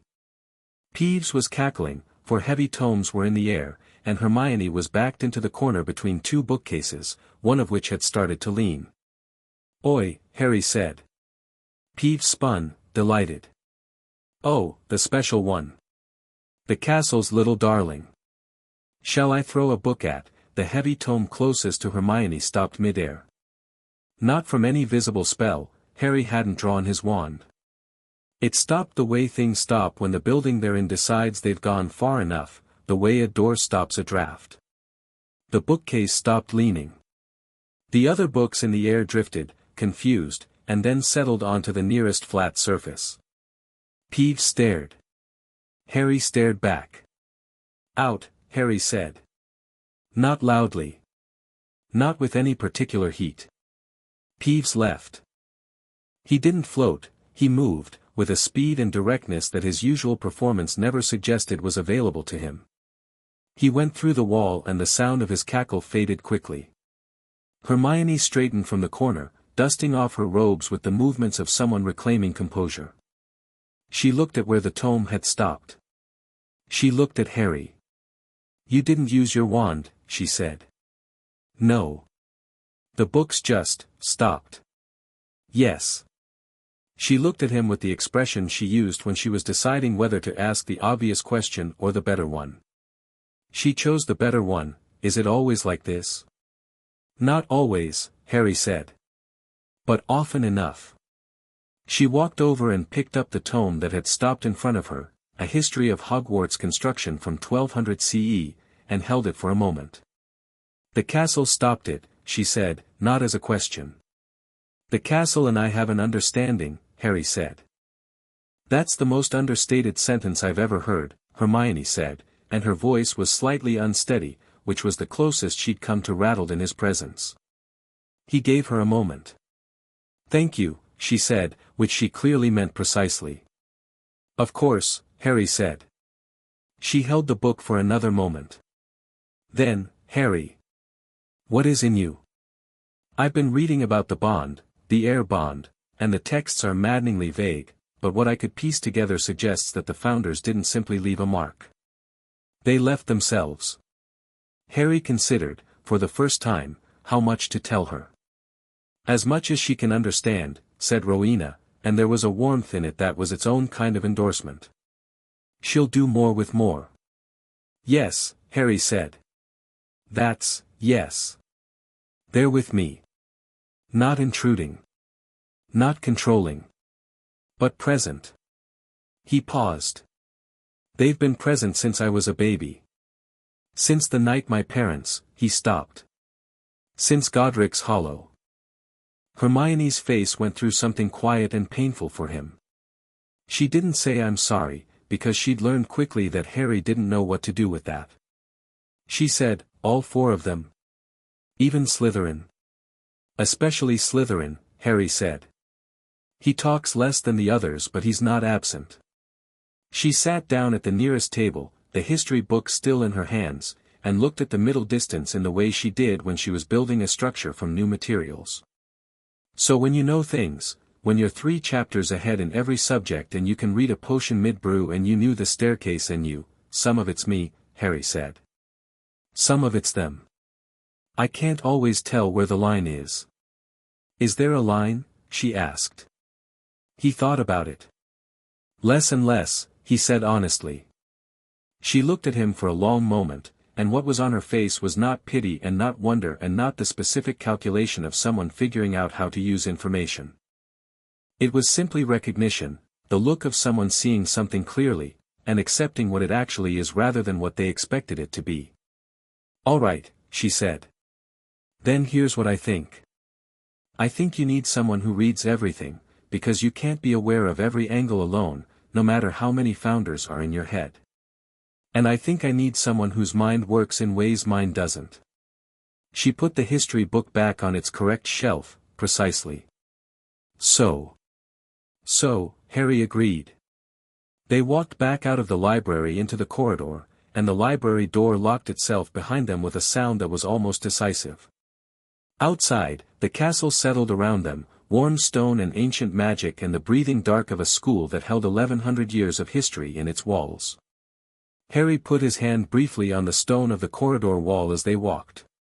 A pulse back. Quiet. Sure. Good, said Godric, with the particular satisfaction of someone who has waited 1,000 years for a right thing and is watching it begin to become itself. Be careful with her, Helga added. Not because she's fragile. Because she isn't, and she needs people who understand that. And the year is not yet half done, Rowena said. There is considerably more coming. I know, Harry said. Good, said Salazar, and the word rang with the specific weight of the oldest and most careful of them, the one who had always survived by knowing what was coming before it arrived. Stay awake. Harry stayed awake, walking through the castle that knew him, surrounded by stone walls that remembered his name. Chapter 3, What Salazar actually said. The first snow came early to Hogwarts that year. Harry woke to it on the morning of the 2nd of November, the day after Halloween, and lay in his bed listening to the silence that snow makes, the particular muffled quality of a world that has been wrapped up. He'd slept badly. Not because of anything as dramatic as a nightmare, but because of the low-grade awareness that had been building in him since the feast the evening before, when the troll alarm had sounded and everything had gone sideways in ways that still needed thinking through. He dressed quietly, while Ron snored with the deep commitment of someone who had processed the previous evening's events and moved on, and went to the window. The grounds were white. The forbidden forest was dark against it. The lake was black-gray and absolutely still, and a single ripple was moving across its surface from the center, which meant the giant squid was awake. Harry watched the ripple reach the shore and dissolve. The evening before came back in its pieces. The troll had been Quirrell's work. Harry was certain of it, certain in the bone-deep way of someone whose internal compass had been calibrated by 4 people who had collectively lived through more conspiracies than most history books contained. The terror in Quirrell's voice had been precisely right, tuned to exactly the correct pitch of someone describing something they already know is there. The sweating had been too immediate. The shaking too controlled. Someone had let the troll in. The troll had gone toward the girls' bathroom. And Hermione had been in the girls' bathroom, crying, because Ron had said something stupid and thoughtless in the corridor and the information had reached her through the wrong people and she'd missed the feast. Harry turned from the window and picked up his wand from the nightstand.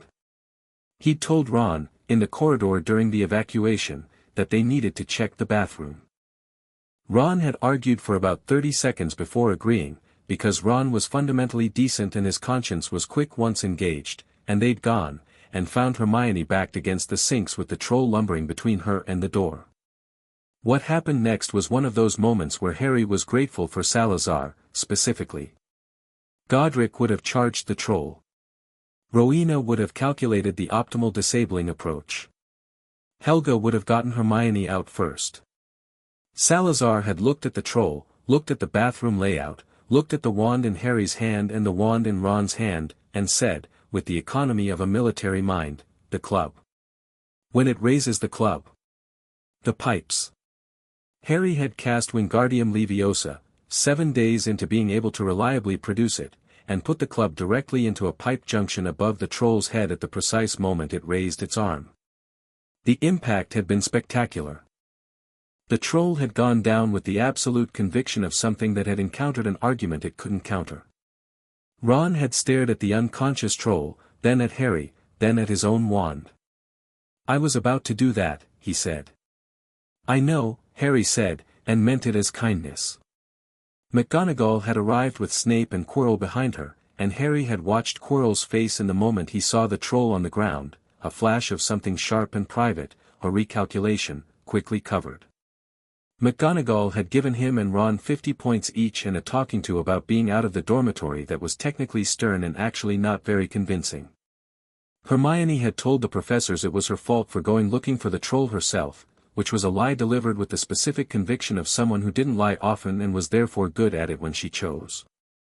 Afterward, in the corridor, Hermione had looked at Harry and said, "Thank you." Then, to Ron, with the particular precision of someone extending something difficult, "Both of you." Ron had turned red. "The troll," he said. "Did you see its?" "Yes," Hermione said. "The way it just, yes."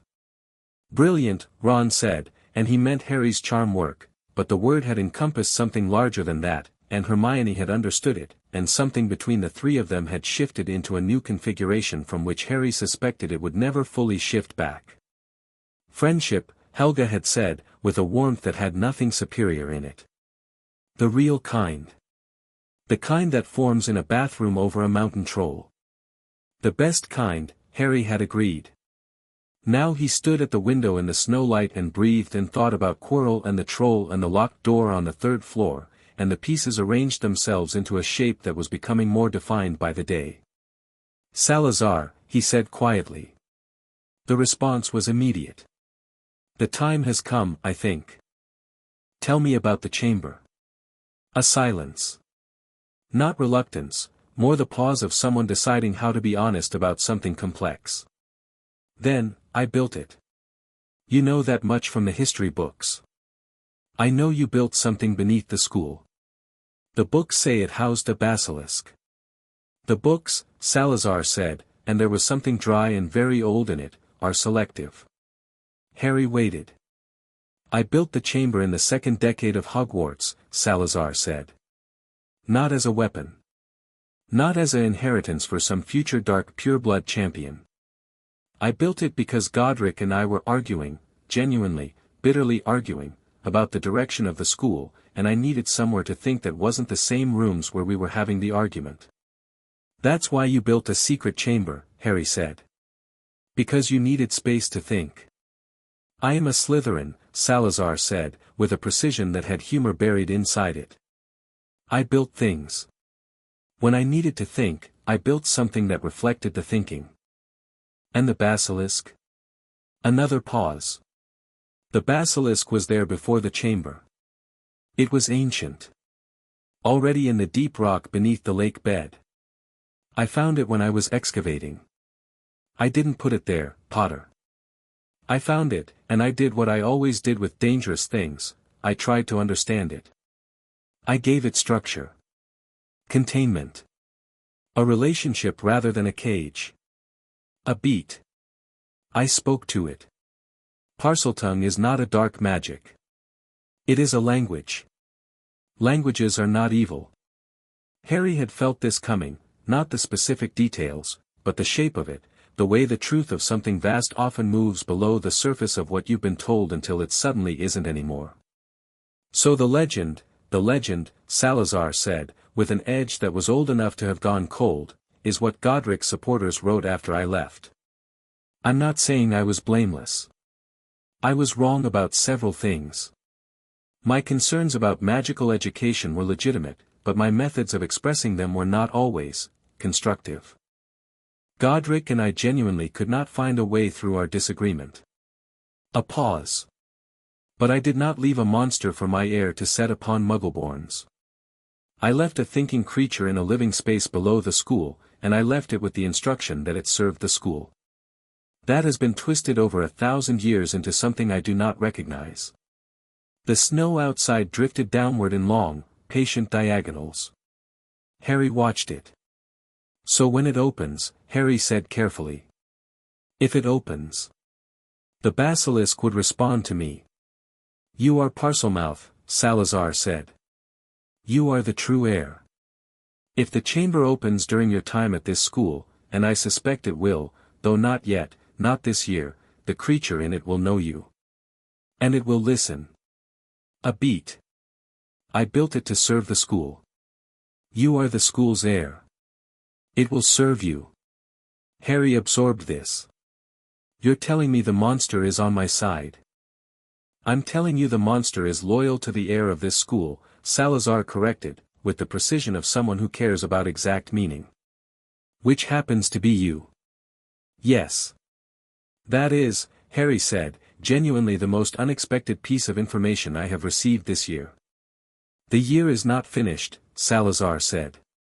The castle corridors were quiet when Harry went down for breakfast, and he walked with his hands in his pockets and his mind working through the new information, and he passed the second-floor corridor and the wall there and the stones knew him, and he knew them, and he stopped.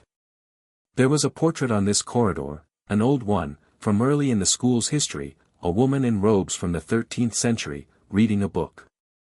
She looked up at him when he stopped. You heard me, she said. Her voice was the particular quality of old portraits, layered, slightly echoey, paint-deep.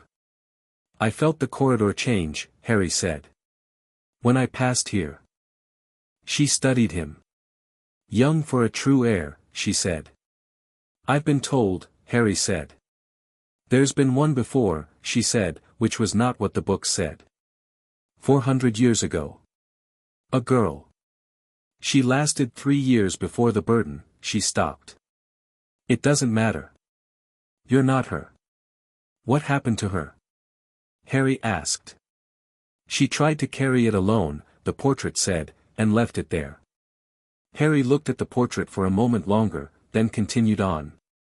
Different circumstances, Rowena said carefully.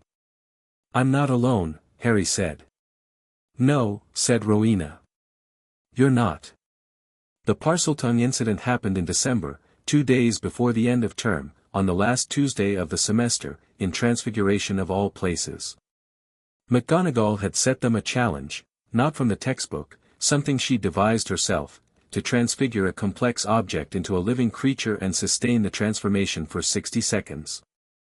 It was objectively years beyond the first-year curriculum, and she'd framed it as optional enrichment, but the way she'd said it made clear that anyone who didn't attempt it would be mildly personally disappointing her, which for most Gryffindors functioned as a directive. Harry had been working on the transfiguration, a brass compass, which he was attempting to transform into a small adder, when the compass had slipped and struck the edge of his desk and sent a crack across the face of the thing, and something in the break had triggered his magic unexpectedly. The partial transfiguration activated, and the compass became something between itself and an adder, half solid, half moving, confused and defensive. The creature made a sound. Harry answered it, automatically, without thinking. He hadn't spoken Parseltongue before. He'd known the capacity was there, Salazar had mentioned it, and he'd felt it abstractly, the way you feel a word sitting at the tip of your tongue. But the actual first emergence of it was instinctive and instant, a response to a frightened creature before his conscious mind engaged. He told the adder, in Parseltongue, that it was all right, it was safe, no one would hurt it, it could rest. The classroom went absolutely silent. Harry looked up. McGonagall was standing very still. Hermione was looking at him with the expression she used when she was rapidly constructing multiple explanatory frameworks simultaneously. Ron's mouth was open. Neville had dropped his own compass. The rest of the class was staring at him with expressions that ran the gamut from amazement through uncertainty through the specific unease that comes from hearing a sound that sounds wrong in a way you can't explain. Potter, McGonagall said, with the careful evenness of someone managing several competing reactions at once. Was that, Parseltongue? Harry said. Yes. The partial transfiguration startled it. I apologize, it was reflexive. McGonagall looked at the half-adder on his desk, which had now resolved into something more fully serpentine, and which was resting calmly with its head on the edge of his textbook. She looked at Harry. You've spoken it before? No, Harry said. That was the first time. But you can, apparently, yes. The class was still watching. Harry turned to look at them, and his expression was exactly what it always was, calm, direct, not particularly concerned. It's a language, he said, to the room generally. Not defensively. Just as a statement of fact. Parseltongue is a language. I spoke it because the creature needed to hear it. Same as you'd speak French to a French speaker. Seamus Finnegan looked like he wanted to say something and couldn't find the framework for it. Dean Thomas was carefully neutral. Lavender Brown was looking between Harry and the Adder with an expression he couldn't entirely read. Dark witches and wizards have been Parselmouths, Hermione said, from her desk, and her voice was clear and slightly carrying, in the tone she used when she was making sure everyone heard a specific piece of information. So have many perfectly ordinary and some exceptionally good ones. It's inherited, not chosen, and historically it's been recorded in every house. She paused, and the pausing was precisely timed to land before anyone could respond. So the connotation is cultural, not factual. 5 points to Gryffindor, McGonagall said, with an expression that had so many layers it would have required significant archaeological effort to get to all of them. The class, mostly persuaded by Hermione's delivery and by the very straightforward way Harry had handled it, moved on with a collective exhale. But Harry had seen the look on Neville's face, not fear, exactly, but a discomfort that Neville was already fighting with himself about, and he made a note to speak to Neville later, separately, without the pressure of an audience. The Adder, now fully transformed, flicked its tongue at him. Harry told it, quietly in the language it understood, that it would change back in a moment, and it wasn't to be alarmed. McGonagall walked past his desk with the sustained composure of a woman who has taught for many decades and is still, occasionally, surprised. She looked at the Adder. She looked at Harry. 63 seconds, she said. Well done. Thank you, Professor, Harry said. She moved on. Harry carefully completed the reverse transfiguration and the compass was a compass again, face cracked, sitting in the exact position where it had fallen. That, said Godric, with genuine warmth, was handled well. Hermione helped, Harry said. Yes, said Godric. Which is exactly the point. Later that day, in the corridor outside the library, Harry found Neville. He'd orchestrated this without being obvious about it, not following Neville, but positioning himself near where Neville's usual route took him in the after-dinner hour, with a book, near the window that looked out over the snowy grounds. When Neville appeared, he looked at Harry the way he'd been looking at Harry all afternoon, working something through. Neville, Harry said. Neville sat down on the window ledge. He held his book in a way that made clear he wasn't going to read it. They looked out at the snow together for a moment. It scared me, Neville said, without being asked. This morning. I know what Hermione said. I know it's just a language. But it scared me. I know, Harry said. That's honest of me to say, right? Neville looked at him sideways. I'm not, I don't think you're evil or anything. It just sounded wrong, Harry said. Instinctively wrong. Because the cultural association is very strong and you heard something that activated it. He paused. That's a reasonable response, Neville. I'm not offended. Neville looked at him with the expression of someone who prepared for this conversation to be more difficult. You're very calm about things, he said. People keep saying that, Harry said. Is it because of the founders? Neville said, with the particular courage of someone asking the question everyone had been thinking about since September. Are they always, are they in your head right now? Yes, Harry said simply.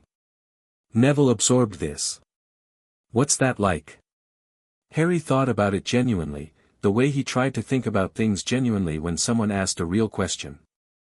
Like having had the same people in your life so long they're not separate from how you think anymore, he said finally. Like, you know how you can hear your mother's voice telling you to be careful around anything dangerous? Even when she's not there. Neville's face did something quiet and private. Yes, he said. It's like that. Except they also correct me when I'm wrong, which is occasionally annoying. He paused.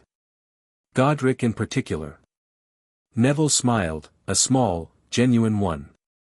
Which founders which one is your favorite?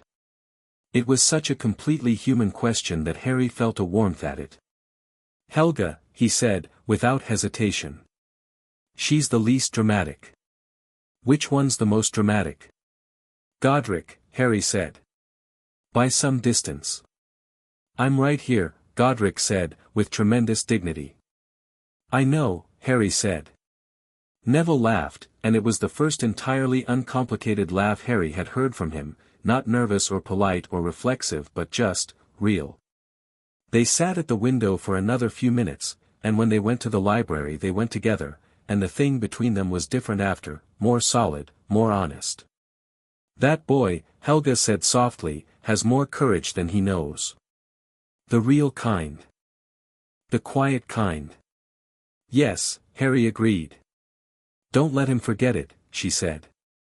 I won't, Harry said, and meant it the way he meant most things, completely, without reservation, without the qualifier he'd never learned to attach. 3 days before the end of term, Draco Malfoy did something that Harry hadn't predicted. He came to the Gryffindor common room. Not inside it, he appeared at the portrait of the fat lady and asked, with the stiff precision of someone doing something that required effort, for Harry Potter. Word reached Harry through a chain of increasingly baffled Gryffindors. He went to the portrait hole, which swung open to reveal Draco standing in the corridor with his arms crossed and Crabbe and Goyle conspicuously absent. Harry looked at him. Draco looked at Harry. I'm not here with an agenda, Draco said, which was the most agenda-sounding opener possible, and Harry's mouth curved before he could catch it. Draco saw it and his jaw tightened. I'm serious. I know, Harry said. Come on. I can't come, I'm not a Gryffindor, they won't let me, the castle will, Harry said simply. Draco stared. Then the portrait hole opened wider, and the fat lady looked between the two of them and said nothing, which was itself remarkable. They walked to the far end of the corridor, not into the common room itself, but to the alcove near the entrance where the light came through a stained glass window and through patterns on the stone floor. Harry leaned against the wall and waited. Draco looked at the window, then at Harry. I went to the library, he said. All right. About the true heir. He paused. About Slytherin specifically. Another pause, longer. And I found, there's a text. An original text. From the early period of the school. Before the legend developed. He looked at Harry directly. Slytherin's correspondence with Hufflepuff. Personal letters, not official documents. They're in the restricted section but Madame Pants has a catalogue, and I read the catalogue entry, and, he stopped. And? Harry said. He wasn't what my father says he was, Draco said, and the words cost him something. In the letters, with Hufflepuff, he's just complicated. He's worried about the school. He's genuinely worried, he's not talking about purity of blood, he's talking about resource allocation and teaching standards and whether the sorting process was identifying the right qualities. Draco made a short, helpless gesture. He's a person. Harry said nothing for a moment. Your family's identity is built around a version of his legacy, Harry said carefully. Finding out that version is wrong is genuinely difficult. I'm not minimizing that. I'm not asking you to, Draco said sharply. I know, Harry said.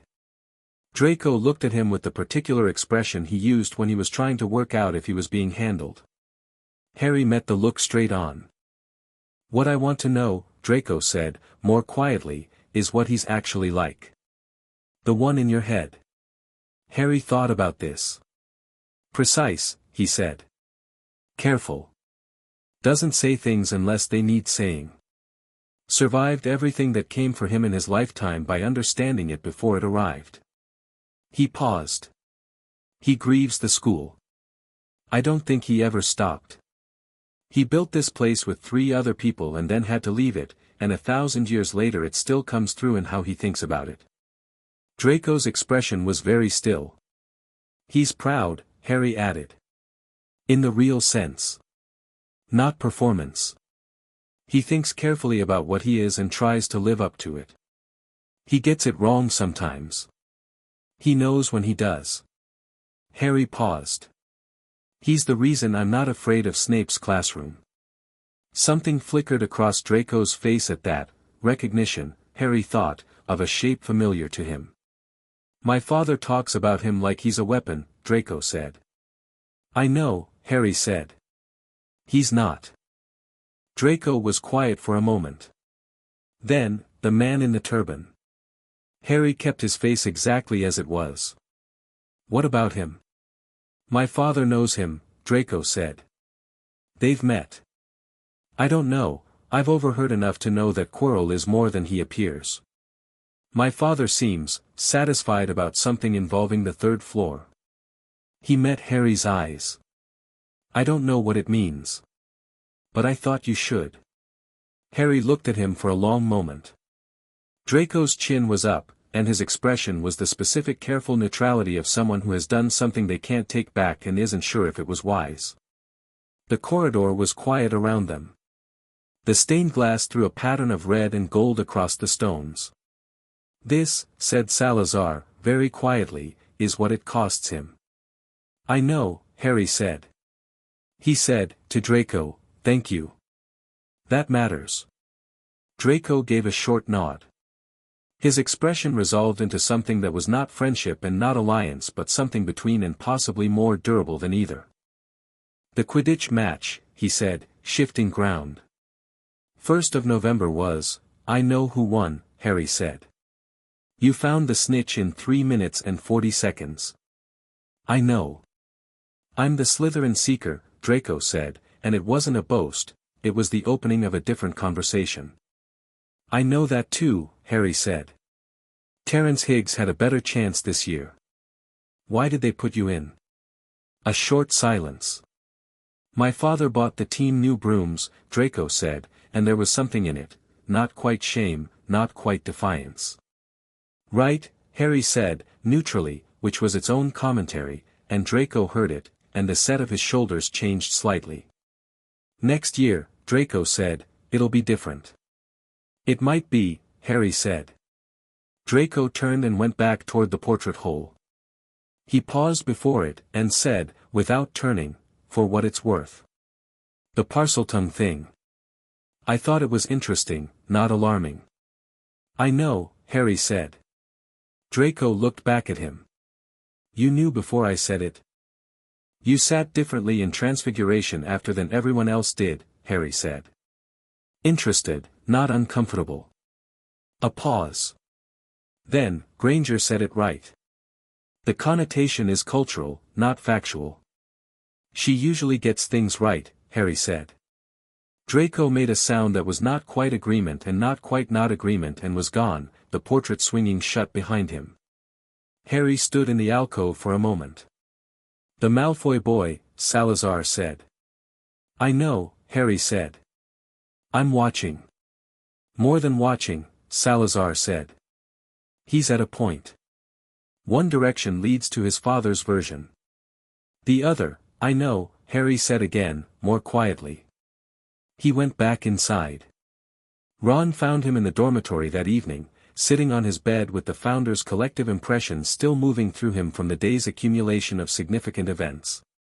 Malfoy, Ron said, sitting heavily on his own bed. Not hostile, Ron's hostility when it came had always been warm, like someone who cared enough to get annoyed. He gave me information, Harry said. Ron chewed this. Good information. About Quirrell. Harry paused. His father knows something about the third floor.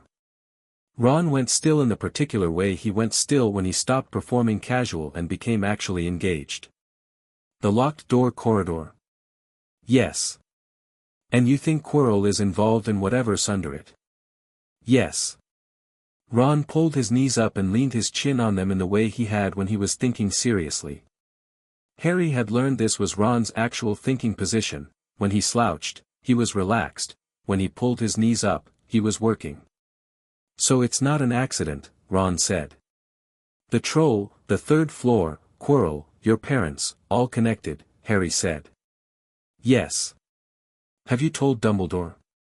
Harry thought about Dumbledore, about the careful eyes and the deliberate distance, the sense of someone who orchestrated rather than acted, who preferred to watch the shape of things develop before intervening. "Dumbledore knows more than he's saying," Harry said. "He knows about the third floor, it's his school. He knows about Quirrell, possibly. He's waiting for something."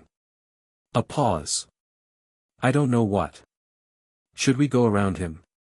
"Not yet," Harry said. "But we keep watching." Ron was quiet for a moment. "You know," he said, "when I found out Harry Potter was in my compartment on the train, I thought it'd be, I don't know. Like meeting someone from a story. Everything figured out." He paused. "And then you're just a person. Who reads everything and catches things no one else sees and has 4 dead people living inside him and is apparently friends with Malfoy now for some reason, but still just a person." "I'm friends with you," Harry said, "and you're also a specific type of disaster." Ron threw a pillow. Harry caught it. Ron stared at him. "I will figure out how you do that," Ron said. "You won't," Harry said. "I absolutely will," Ron said. The dormitory settled around them, the specific evening piece of a room that held boys who had eaten too much and done too much and were now in the very comfortable process of winding down. The snow outside the window continued its patient downward movement, and the castle held them all in its old stone arms, and the fire in the common room below was warm enough to reach up the stairs.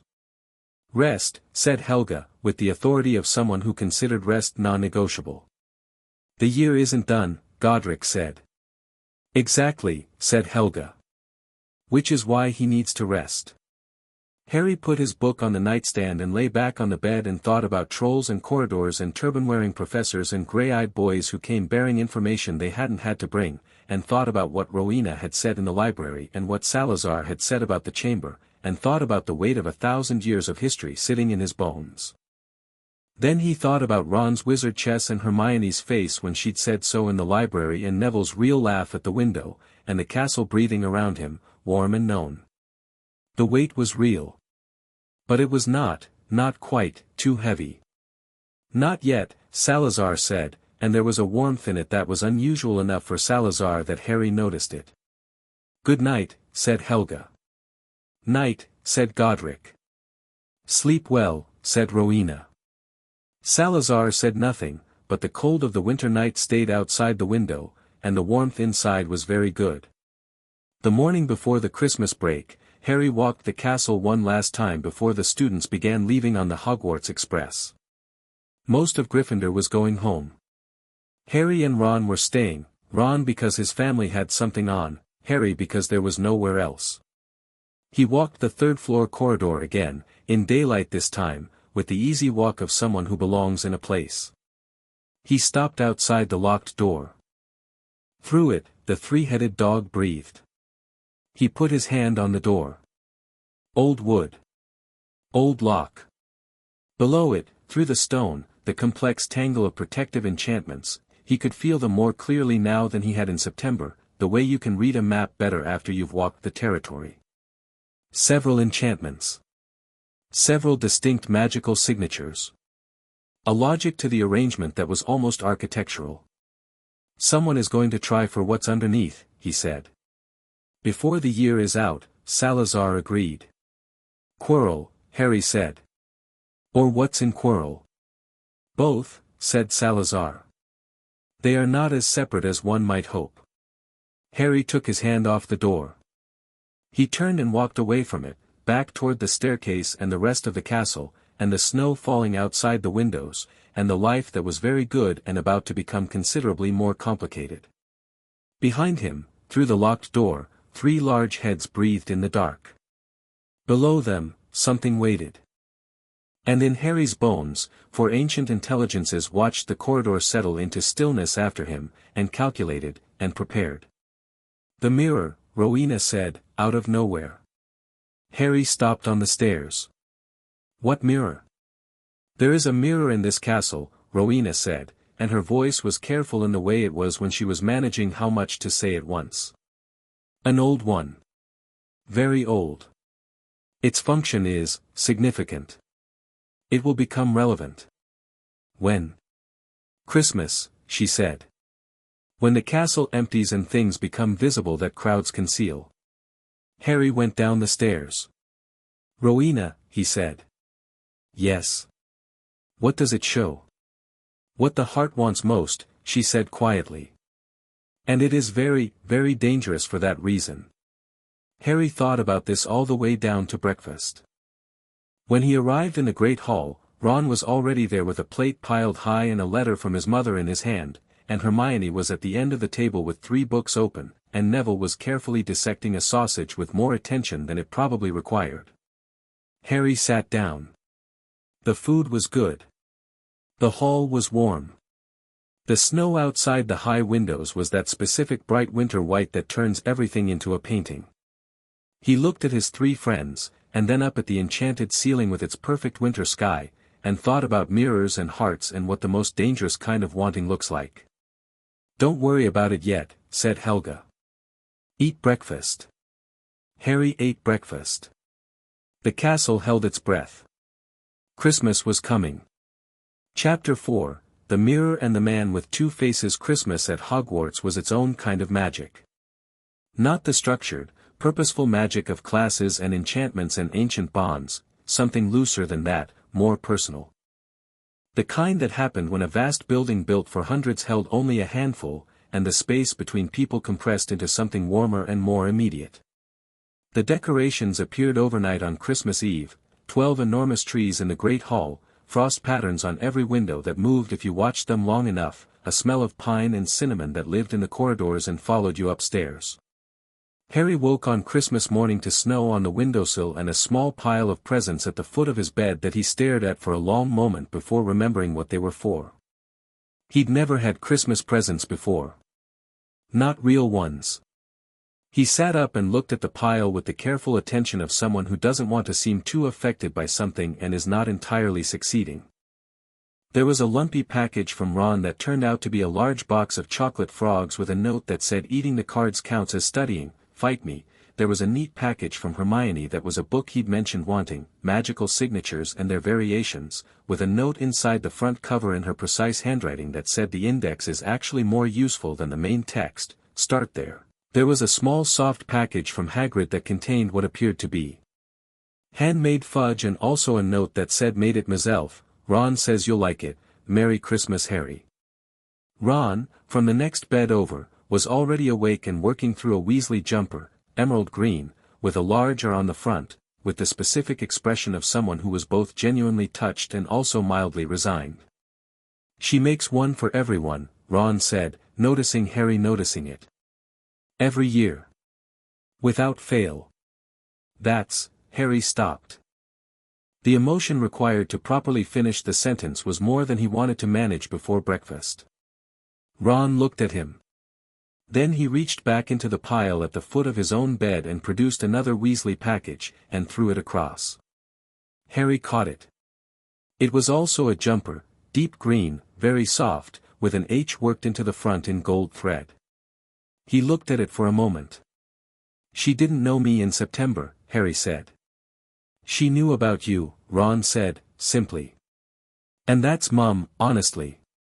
She decided before we even got on the train. He paused. She also sent a letter with it. It's in there. Harry found the letter. Molly Weasley's handwriting was warm and slightly chaotic and very direct. She said that any friend of Ron's was welcome, that she hoped Harry had a warm Christmas, and that she expected to meet him at some point, and when she did she would feed him something substantial because Ron had mentioned in his letters that Harry was, and she quoted, not what you'd call a big person.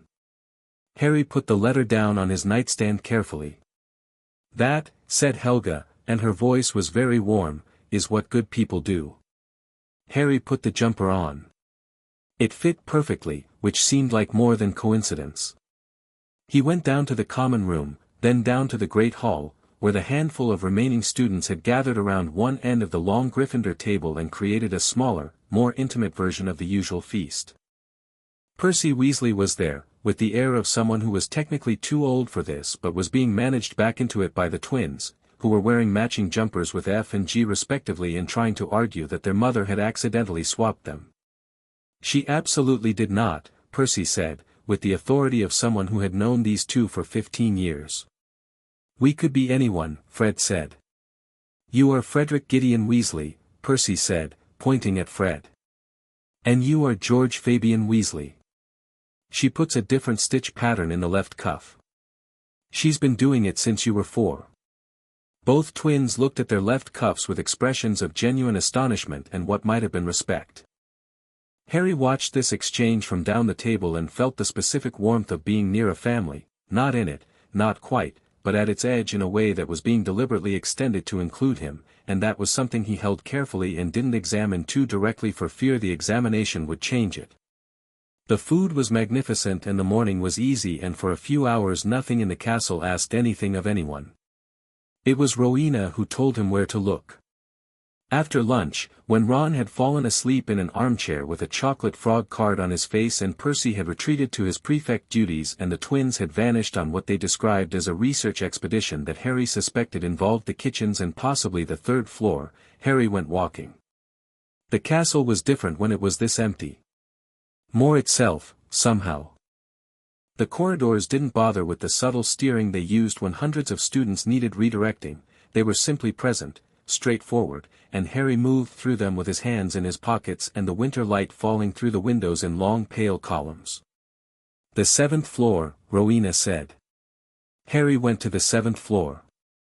He passed the tapestry of Barnabas the Barmy, a peculiar piece of work showing a wizard attempting to teach ballet to trolls with limited success, and there was a stretch of bare stone wall opposite it that he'd passed before without thinking much about. Now it pulled at his attention in the way things pulled when they were more than they appeared. He stopped. He looked at the wall. "Walk past it," Rowena said. 3 times. "And know what you're looking for." "What am I looking for?" A pause. "Walk past it first." He walked past it. Once, bare wall, stone, torch in its bracket. Twice, bare wall. 3 times, and the wall was not bare anymore. A door had appeared in it, old wood with an iron handle, set into the stone as if it had always been there, as if the wall had simply remembered something it had temporarily forgotten. Harry opened it and went inside. The room was large and high-ceilinged and cold, and it was full of things, objects accumulated over years, centuries probably, the discarded and forgotten properties of generations of students and teachers, piled and arranged in the particular chaos of things that have been left rather than placed. It smelled of dust and old wood and something that was not quite cold and not quite warm.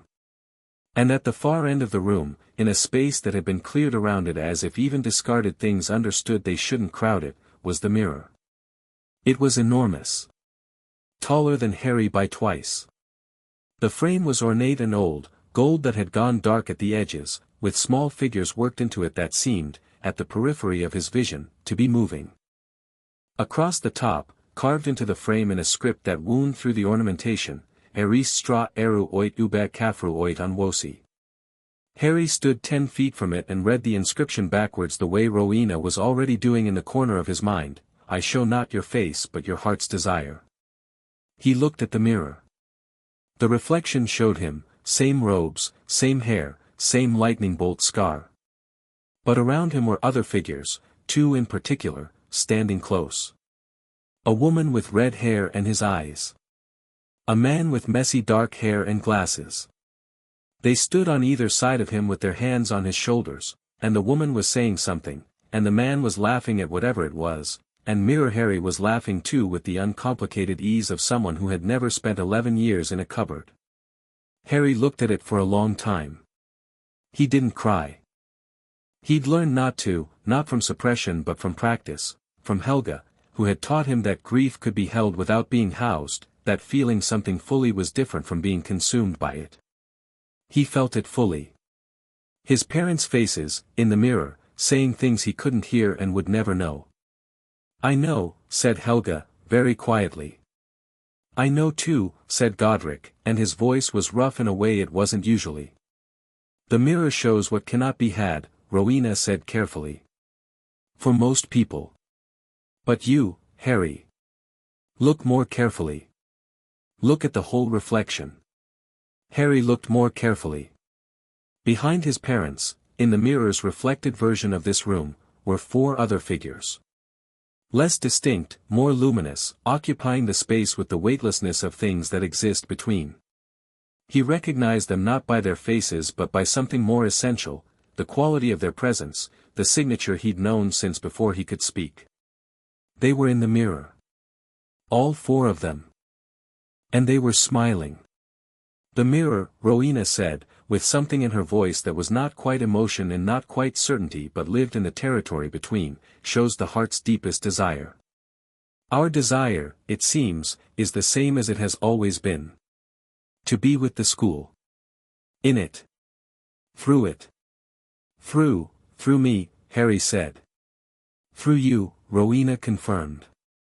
He stood in front of the mirror for a long time. Long enough that the light through the high windows shifted from afternoon gray to early evening gold. He wasn't lost in it. Helga had told him the danger, Rowena had told him the mechanism, and he was perhaps the one person in the world for whom this mirror was not a trap because he could see its function and feel its pull and acknowledge both without being consumed. But he stayed anyway. For a while.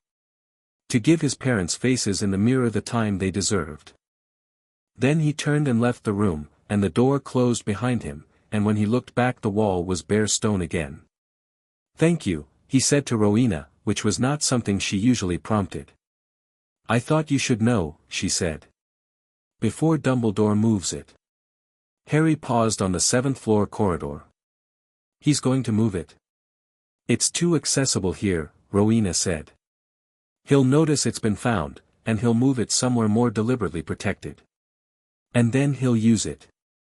"Use it how?" "As a safeguard," she said. "Against exactly what Quirrell wants." Harry stood in the corridor with the winter light going gold around him and thought about a mirror that showed the heart's desire and how it might protect something, and the shape of it assembled itself in his mind with the clicking precision of a very good lock. "The stone," he said. "The stone," Rowena confirmed. "Nicholas Flamel," Harry said. "The Philosopher's Stone. Dumbledore moved it here from Gringotts." A pause that meant yes. "And Quirrell wants it desperately," Rowena said. "And what drives that wanting is not Quirrell's own ambition." "Then whose?" The longest pause of the conversation. Then, not Rowena, but Salazar, slow and deliberate and carrying the weight of something he'd been waiting for the right moment to say. "I knew Tom Riddle," Salazar said. "Not personally. He was a student in the decades after my time.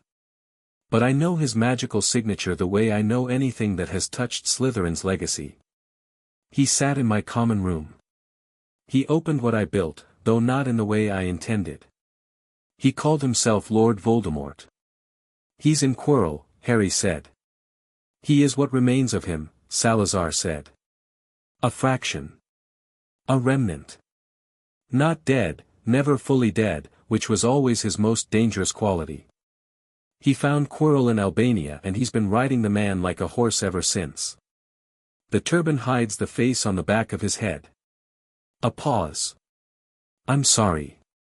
I know that's, tell me everything," Harry said.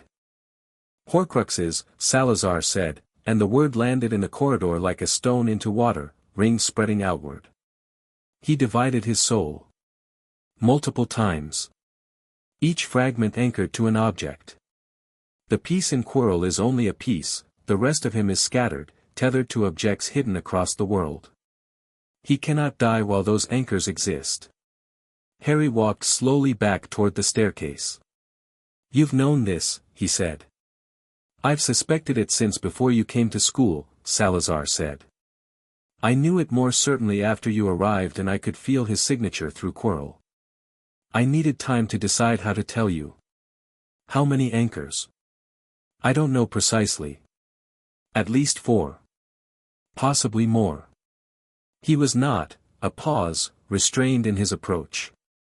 Harry reached the staircase and went down it and stood at the landing where the window looked out over the snow-covered grounds, and he put his hand on the cold glass and thought. "Dumbledore knows about the Horcruxes," Harry said. It wasn't a question. "Yes," Salazar said. "It's part of why he kept you close. He knows you survived the killing curse. He suspects, correctly, that your survival was not only about your mother's sacrifice, though that was real and significant. He suspects there's more. A pause. He hasn't entirely worked out what the more is. But he's not told me any of this, Harry said. No. Because he thinks I'm 11. Because, Salazar said carefully, he thinks of you as a piece in a game he's been playing for a very long time. This is not malice. But it is how he thinks, and it is worth knowing. Harry looked at the snow outside the window. It was very white and very still. I'm not a piece, Harry said. No, said Salazar. You are not. Dumbledore found him there. Harry didn't hear him coming. The headmaster moved with the particular quietness of a very powerful wizard who has had decades to decide when to announce himself. He simply appeared at the other end of the landing, in deep purple robes with silver stars, and stood looking at Harry with those half-moon glasses and those eyes that were always doing more than they appeared. Harry, Dumbledore said. A quiet Christmas. Very, Harry said. Dumbledore came to stand beside him at the window, and they both looked out at the snow. The silence between them was the kind that both parties were comfortable with and both were using to think. The seventh floor, Dumbledore said, after a moment. Not an accusation. A statement that was also a question. The mirror of Erist, Harry said. A pause. You found it. It's hard to miss, for me, Harry said, which was true in a way that didn't require explanation. The castle told me where to look. Dumbledore was quiet for a moment. And what did you see? Harry considered how much to answer. He decided on complete honesty, because Dumbledore clearly already knew about the mirror, and partial truths required more maintenance than they were worth. My parents, he said. And the founders. Something moved across Dumbledore's face that was not what Harry had expected. Not the careful calculation he'd been braced for, something more human. Something like being genuinely surprised and then genuinely moved, compressed into a very small expression and released before it could become readable. The founders, Dumbledore said. All four, Harry said. In the reflection. He paused. I understand the mirror's danger. I'm not going back to sit in front of it. Dumbledore looked at him with the specific attention of someone who is revising something. No, he said, slowly.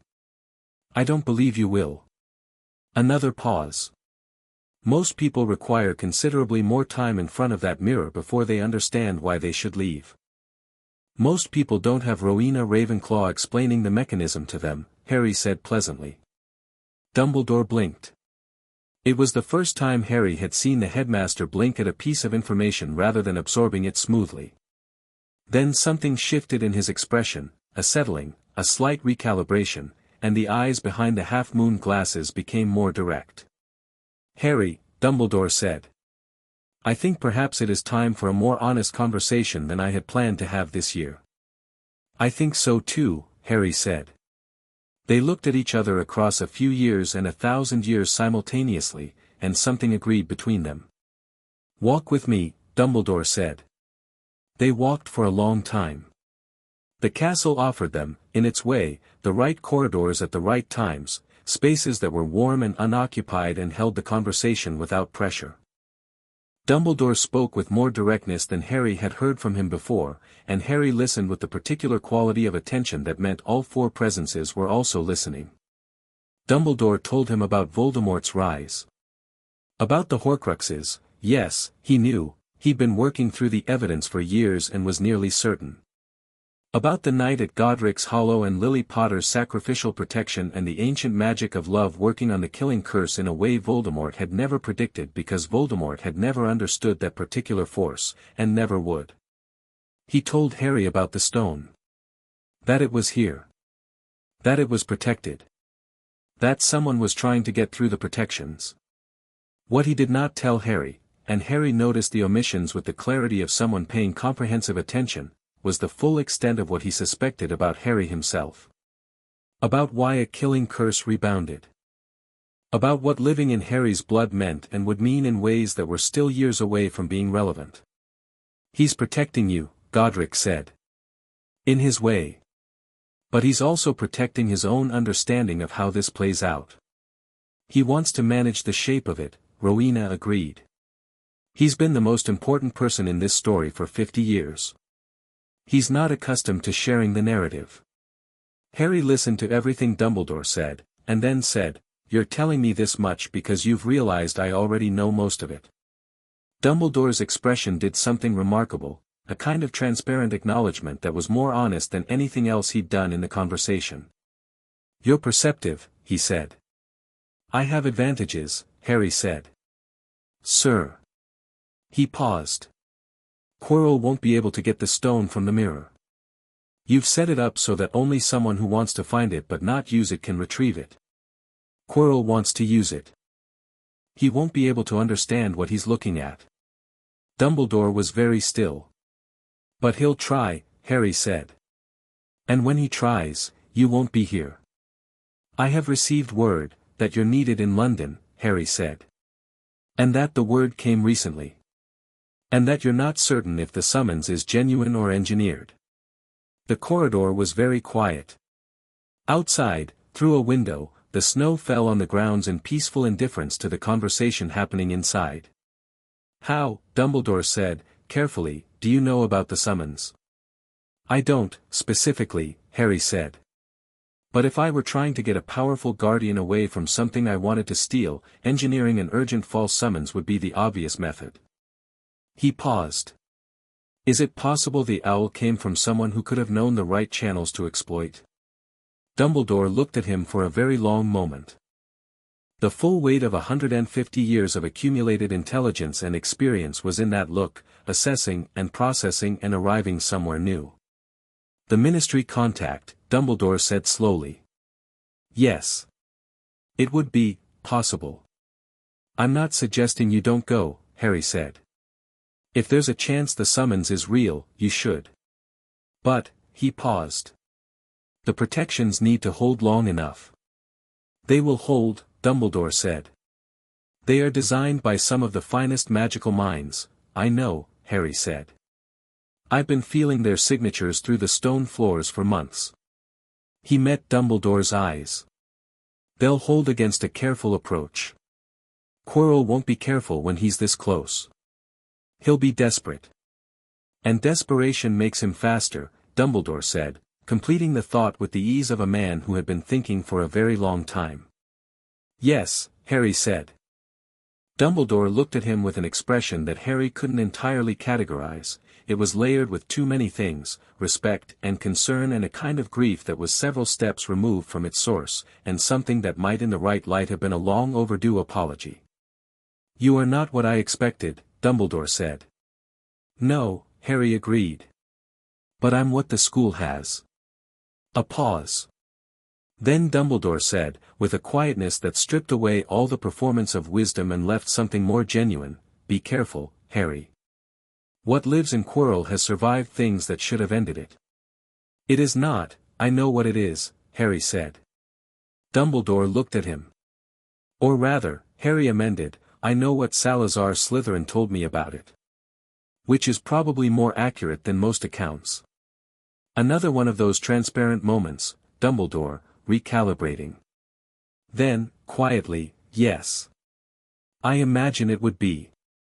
He straightened, and the performance of dignified certainty came back, but it sat differently now, less as armor, more as habit. "The protections will hold, Harry. I do not anticipate Quirrell making his move before the spring." Harry said nothing, which was its own commentary. "I will be vigilant about the summons," Dumbledore said. "Thank you," Harry said. They stood in the corridor, two very different kinds of intelligence measuring the distance between what was said and what was known, and finding it smaller than it had been an hour ago. "Sherbet lemon," Dumbledore said, producing one from somewhere in his robes. "No thank you," Harry said. "Wise," Dumbledore said, and ate it himself, and the conversation was over. Harry found Ron and Hermione in the common room that evening, and sat with them in front of the fire, and said nothing about any of it for a while. Hermione was reading. She'd gotten 4 books for Christmas, including one that Harry had independently identified as important and slightly envied, and Ron was playing chess against himself with the focused misery of someone trying to beat their own best strategy. "Checkmate," Ron said, to himself, with the specific disgust of someone who knew exactly what was coming 3 moves ago and did it anyway. "You let yourself win," Harry observed. "I lose to myself on purpose sometimes," Ron said. "Keeps me humble." "It does not," Hermione said, without looking up. "It keeps me something," Ron said. Harry smiled, and the fire was warm, and Hermione turned a page, and for a while it was just this, the 3 of them in the firelight, comfortable, uncomplicated. Then Hermione put her book down and said, in the tone she used when she'd been building towards something and had arrived, the 3rd-floor corridor. Ron looked at her. Harry looked at her. "I've been thinking about it since the troll," she said. The troll was a distraction. It had to be. "Whatever's being protected under that corridor, the Philosopher's Stone," Harry said. Complete silence. Hermione stared at him. Ron's chess piece fell off the board. "How?" Ron started. "Nicholas Flamel," Harry said. "Dumbledore moved it here from Gringotts in July, the break-in, the vault, it was already gone when the thief got there. Dumbledore brought it here where he could protect it personally." He paused. "And Quirrell wants it for Voldemort." The name landed in the room the way it always landed, with weight, with the flinch reflex that 11 years of cultural terror had built into the wizarding world. Ron's ear went slightly red. Hermione's chin came up in the particular way that meant she was suppressing a reaction in order to think clearly. "Voldemort's not dead," Hermione said. It wasn't quite a question. "He's diminished," Harry said. "A fragment. He's been in Quirrell for at least a year." Another silence. Then Ron, who had the specific quality of someone who processes things by speaking them aloud, "So our defense against the dark arts teacher is, Voldemort is, on the back of his, under the turban," Harry said. Ron made a sound that had no spelling. Hermione had her thinking expression fully deployed. "The stone gives immortality," she said. "If he gets it, if he reconstitutes himself, he doesn't get it," Harry said. "How are you? The protection Dumbledore built into the mirror," Harry said. "Only someone who wants to find it, not use it, can get it from the mirror. Quirrell and Voldemort want to use it. They won't be able to. But they'll try." He looked at both of them. "And when they try, they'll go through the other protections first. Which someone might need to deal with." Ron and Hermione looked at each other. Then at Harry. "The trapdoor," Ron said. "Yes," Harry said. "The 3-headed dog," Hermione said. "There's music," Harry said. "It sleeps to music. Hagrid mentioned it to someone who mentioned it in the wrong company, and that someone got the information to Quirrell." He paused. "There will be other protections after the dog. Enchantments from various staff. Flitwick probably. Sprout. McGonagall. Snape," Ron said. "Possibly Snape," Harry said. "But Snape isn't on Voldemort's side. He's on a more complicated side that happens to currently be against Voldemort." He paused. "Salazar's assessment." Ron stared. "You discussed Snape with Salazar Slytherin?" "Regularly," Harry said. Ron picked up his fallen chess piece and replaced it on the board with the care of someone making peace with an altered reality. Hermione had been quiet through this in the particular way that meant she was doing several things simultaneously, taking in information, cross-referencing it, identifying gaps, formulating the next 3 questions. She said, "You're going to go down there, aren't you? When it happens?" "Yes," Harry said. "We're coming," she said. Hermione, "Don't," she said, and her voice was completely steady. "Don't manage this. Don't be strategic about it. I'm coming." So am I, Ron said, with the tone of someone who isn't going to be argued with and knows it. Harry looked at his two friends in the firelight, Hermione with her chin up and her jaw set, Ron with the chess piece still in his hand and his expression uncomplicated and committed, and felt something that didn't have a word in any of the four founders' combined vocabularies. Something that was specific to the experience of being 11 years old and having, for the first time in memory, people who would follow you into something genuinely dangerous not because of who you were supposed to be but because of who you were. Let them, said Helga firmly. They will be stronger for it and so will you. She's right, Godric said.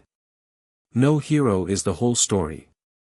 And tactically, Rowena added, 3 is better than 1. The Weasley boy, Salazar said, plays chess very well. Harry looked at Ron, who was looking back at him with the patience of someone who'd already decided and was waiting for Harry to catch up. All right, Harry said. Ron nodded, satisfied.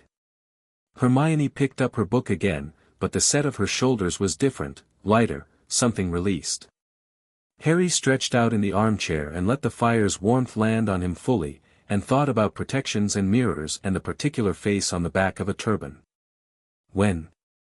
He said to Salazar. Not tonight, Salazar said. But soon. The summons will come for Dumbledore before the end of term. Quirrell is nearly out of patience and nearly out of time. Then we're ready, Harry said. Are you? Salazar asked, not challengingly, genuinely. Harry thought about it. No, he said honestly. But I will be. That, said Salazar, is the only honest answer. It's enough. The fire crackled. Ron lost to himself at chess again and made a sound of profound personal betrayal. Hermione pointed out exactly where he'd gone wrong 3 moves earlier, and Ron said he'd been testing a theory, and Hermione said which theory, and Ron said he didn't have to explain himself. The common room was warm and the snow was outside and the year turned quietly toward its end. They found the clue about Flamel on the 28th of December, in Hermione's copy of Great Wizards of the 20th Century, which she'd had since the summer and hadn't gotten around to the index until Harry mentioned Rowena's suggestion about indexes being more useful than main text. She found the entry at 11:30 at night and made a sound so loud that Ron fell off the sofa. Nicholas Flamel, she read, breathless, is the only known maker of the Philosopher's Stone. A noted alchemist, he celebrated his 665th birthday last year, 665, Ron said, from the floor. And is believed to have retired to Devon with his wife, Perenelle, Harry already knew, Ron pointed out. I wanted to verify it, Hermione said, with dignity. Verified, Harry said. Hermione sat with the book in her lap and the expression of someone who has confirmed a fact they believed but is now experiencing the weight of it being real. Voldemort wants to live forever, she said. That's what this is. The stone, the Horcruxes, all of it, it's the same impulse. He's so afraid of death that he's built his entire existence around avoiding it. The worst use of ambition I can think of, Harry said. He was clever, Hermione said, not approvingly, with the precision of someone accurately assessing an adversary. The soul-splitting magic alone would require, the theoretical complexity is, don't admire the methodology, Ron said. I'm not admiring it, Hermione said. I'm taking its measure. There's a difference. Smart girl, said Rowena. Very, Harry agreed. He said, to them, he'll fail this year. The stone will survive. But the Horcruxes are still out there, and as long as they are, he'll keep coming back. This isn't the end. Ron and Hermione absorbed this. So, Ron said. When this year's done.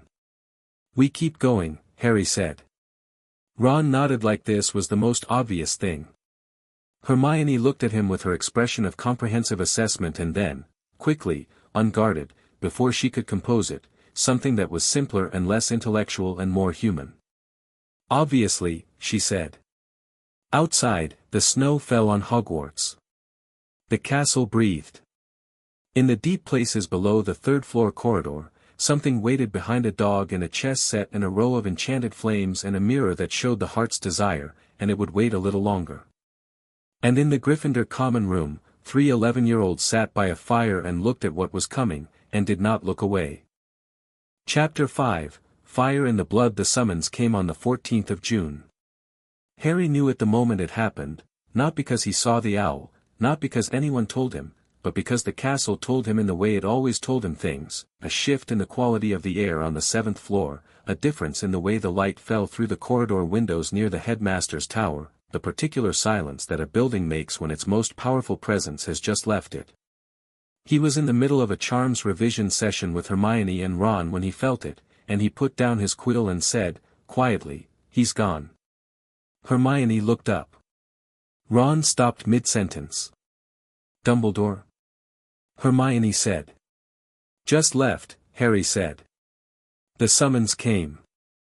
Ron and Hermione looked at each other with the look they'd developed over the course of a year, the one that meant they were checking each other's readiness without asking out loud. Then they looked at Harry. "Tonight," Harry said. "Are you certain?" Hermione asked, not doubtfully. She wanted the reasoning. "Quirrell will know the moment Dumbledore leaves," Harry said. "He's been waiting. He's been patient for months and he's out of time. The end of year is in 2 weeks, the school empties, and an empty school is harder to move through unseen than a full one. He has to go now." He paused. "We have maybe 2 hours before he reaches the dog." Ron pushed back from the table and stood up with the decisive movement of someone who has rehearsed this moment in their head enough times that the actual arrival of it is almost a relief.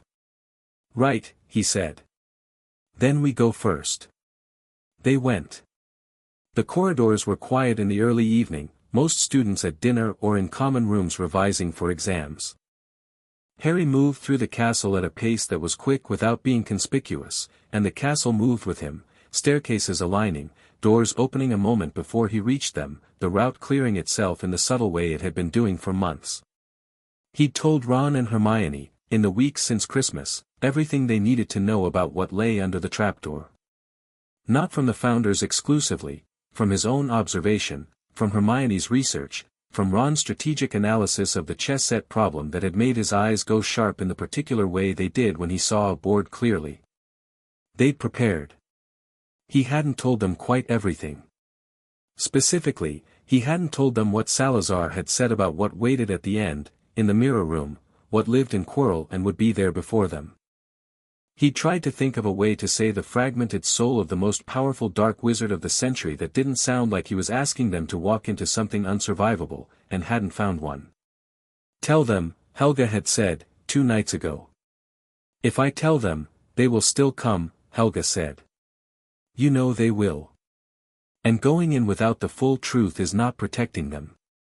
It's deciding for them, and that is not your right." He'd told them that night. Hermione had gone very quiet and then said, "So Voldemort himself." "What's left of him," Harry said. "And your mother's protection," she said. "The love magic. It's still in your blood." "Yes. If he touches you, it burns him," Harry said. "Salazar's assessment, and Dumbledore's. Whatever form he's taken, whatever vessel he's in, my blood is hostile to him." Ron had been very still through this, processing. "Then, so you're the weapon." "I'm not a weapon," Harry said quietly. "But yes. I'm the one who has to be there at the end." "And us?" Ron said. "You get me there," Harry said. "And I get us home." They'd looked at each other in the firelight, the 3 of them, and the weight of it had been real and present and not minimized. And then Ron had said, with the absolute simplicity of someone who had made a decision so thoroughly it didn't require decoration, "All right then." And Hermione had said, "We should review the Wingardium Leviosa variations for the keys room. The modified charm should cover," and it had been, in its way, the bravest thing Harry had seen either of them do. The 3rd-floor corridor was deserted when they reached it. The locked door stood the same as always, old wood, iron fittings, the breathing behind it that Harry had been listening to for months. He put his hand on it. "Alohomra," Hermione said, and the lock turned. The door swung open. The smell that came out was warm and animal and enormous, and the sound of 3 sets of breathing filled the room immediately, not the room, the space, a wide dark space below the open trapdoor in the floor, and above the trapdoor, on the floor in front of them, 3 heads on a body the size of a small house. The dog was asleep. Its 3 heads were down, massive jaws slack, and the sound of its breathing was like distant thunder, rhythmic and slow and deep. In the corner, an old harp was playing itself. Someone had gotten there already. Quirrell, Harry said. He's already through, Hermione said. The 3 of them moved to the trapdoor. Harry looked down into the dark below. Devil's snare first, he said to Hermione. You know what to do. Don't wait for me. She looked at him once, that comprehensive look that said she'd already processed everything and was ready, and then she dropped through the trapdoor, and Ron went after her, and Harry went last. The fall was long enough to be unpleasant and short enough to be survived, and they landed in something that immediately began to move. The devil's snare closed around Harry's arms and he felt it tighten and felt the instinct to pull against it and instead went completely still, the way Helga had once told him that the best response to something that grows stronger against resistance is simply to stop resisting. The plant, confused by the absence of a fight, loosened. Hermione, 3 feet away, had already cast the sunlight charm, a burst of bright white light that made the snare recoil. Ron, with the slightly undignified speed of someone who had been very much resisting and then suddenly wasn't, dropped through the gap it made. You could have mentioned going limp was an option, Ron said, from the floor. I did, Harry said. In November. I thought you were speaking metaphorically, Ron said. I wasn't, Harry said. They moved on. The next chamber was full of wings and wind and a sound like 100 small heartbeats. Keys, enchanted, flying, hundreds of them in the dark air above them, and 3 broomsticks waiting on the floor. The right key had to be found and used on the door at the far end. Harry looked at the mass of keys moving in complicated currents above them, silver and gold and various sizes, and felt the quality of attention that Rowena had spent 8 years developing in him go fully to work. Pattern, Rowena said immediately. They're not random.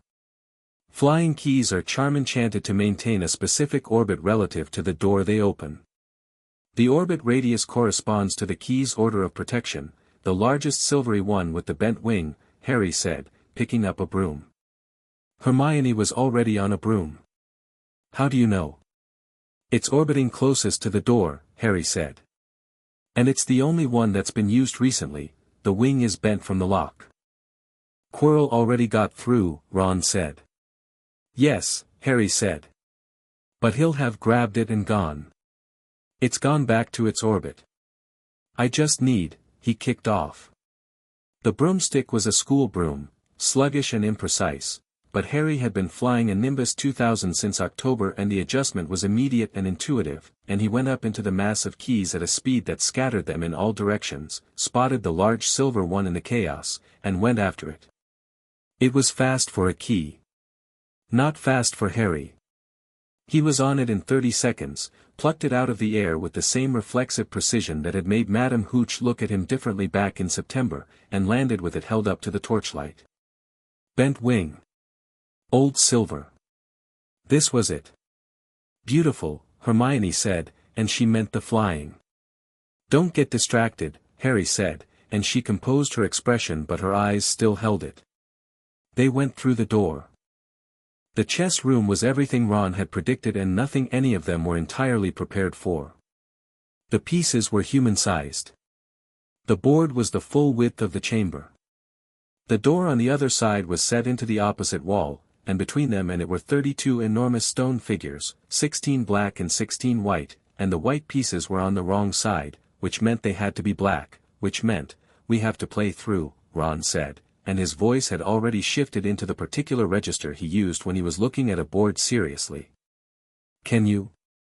Harry said. Ron looked at the board for 4 seconds. He had that expression, the far-off one that meant he was seeing moves rather than pieces, trajectories rather than positions. Yes, he said, without a trace of uncertainty. We need to be pieces. Hermione, you take the bishop, left side, third square. Harry, the knight, right side. I'll take the rook. Ron, Hermione started.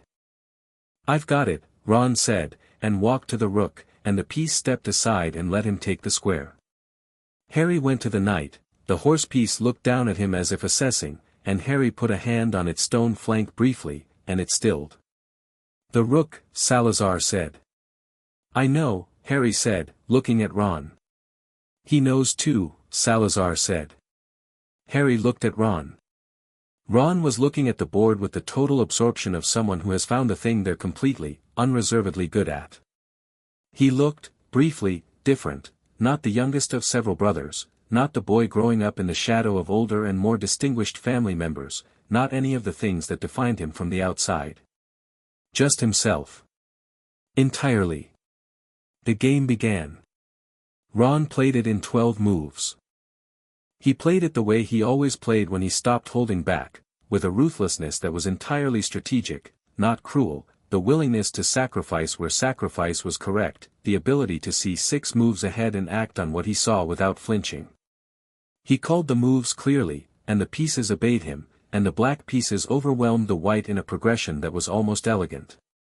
At move 11, Ron said, without any particular drama, Harry. Knight to e5. Then, straight through. The queen takes me and you and Hermione have a clear path to the king. The silence in the chamber was absolute except for the grinding of stone feet. No, Harry said.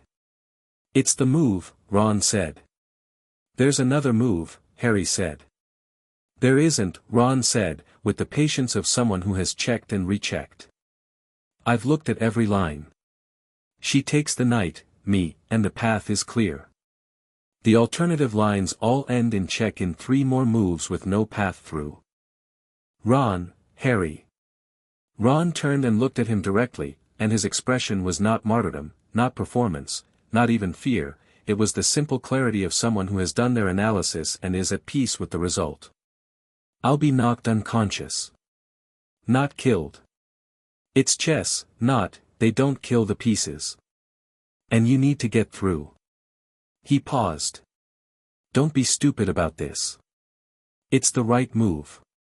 The Weasley boy, Salazar said, quietly. Yes, Harry said. The quiet kind, Helga said, and her voice was full.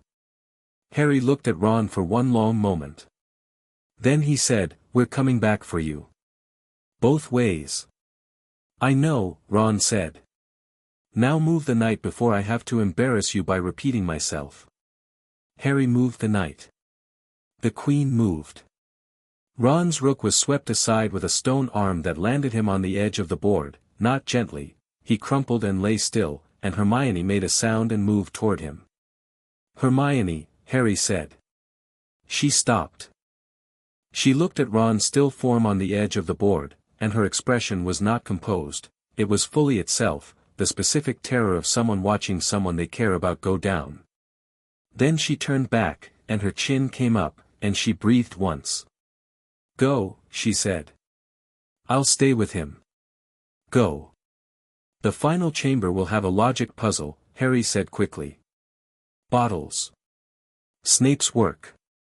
You'll solve it, it's your kind of problem. If I don't, you will, she said, with the particular certainty of someone who has decided to believe something because the alternative is not an option. Harry went through the door. The flames were purple on one side and black on the other, and between them, on a table in the center of the room, 7 bottles and a rolled parchment. He had exactly 30 seconds to read the puzzle, Snape's logic problem, precise and cold and solvable if you didn't panic, which was probably the point, and identify the bottle that would take him forward. He read it twice. Rowena had the answer before his second read finished. Third from the left, she said. The wine bottle-shaped one. The smallest contains the forward potion. Snape would have thought symmetry was obvious, so he inverted it. Harry picked it up. It was barely enough for one swallow. He thought briefly of Hermione, she'd solve it herself, from the information in the parchment, because she always did, and then he drank it. The cold hit immediately. Not physical cold, magical cold, the particular sensation of a liquid enchantment running through the system and repositioning him relative to fire. He walked through the black flames. He walked into the last chamber. It was a plain room with a high stone ceiling, and at the far end was the mirror of Heir, and in front of the mirror was Quirrell. The professor's robes were dusty from the obstacles behind him. He was standing very still, staring at the mirror with an expression of total frustration, the specific frustration of someone who has been standing in front of an answer for some time and cannot find the way in. He turned when he heard Harry enter. His expression shifted. The stammer was gone.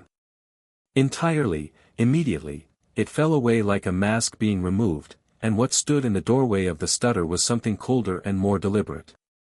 "Potter," said Quirrell, in a voice that was not quite his own and too knowing for a man who had seemed afraid of his own shadow since September. "I wondered when you'd arrive."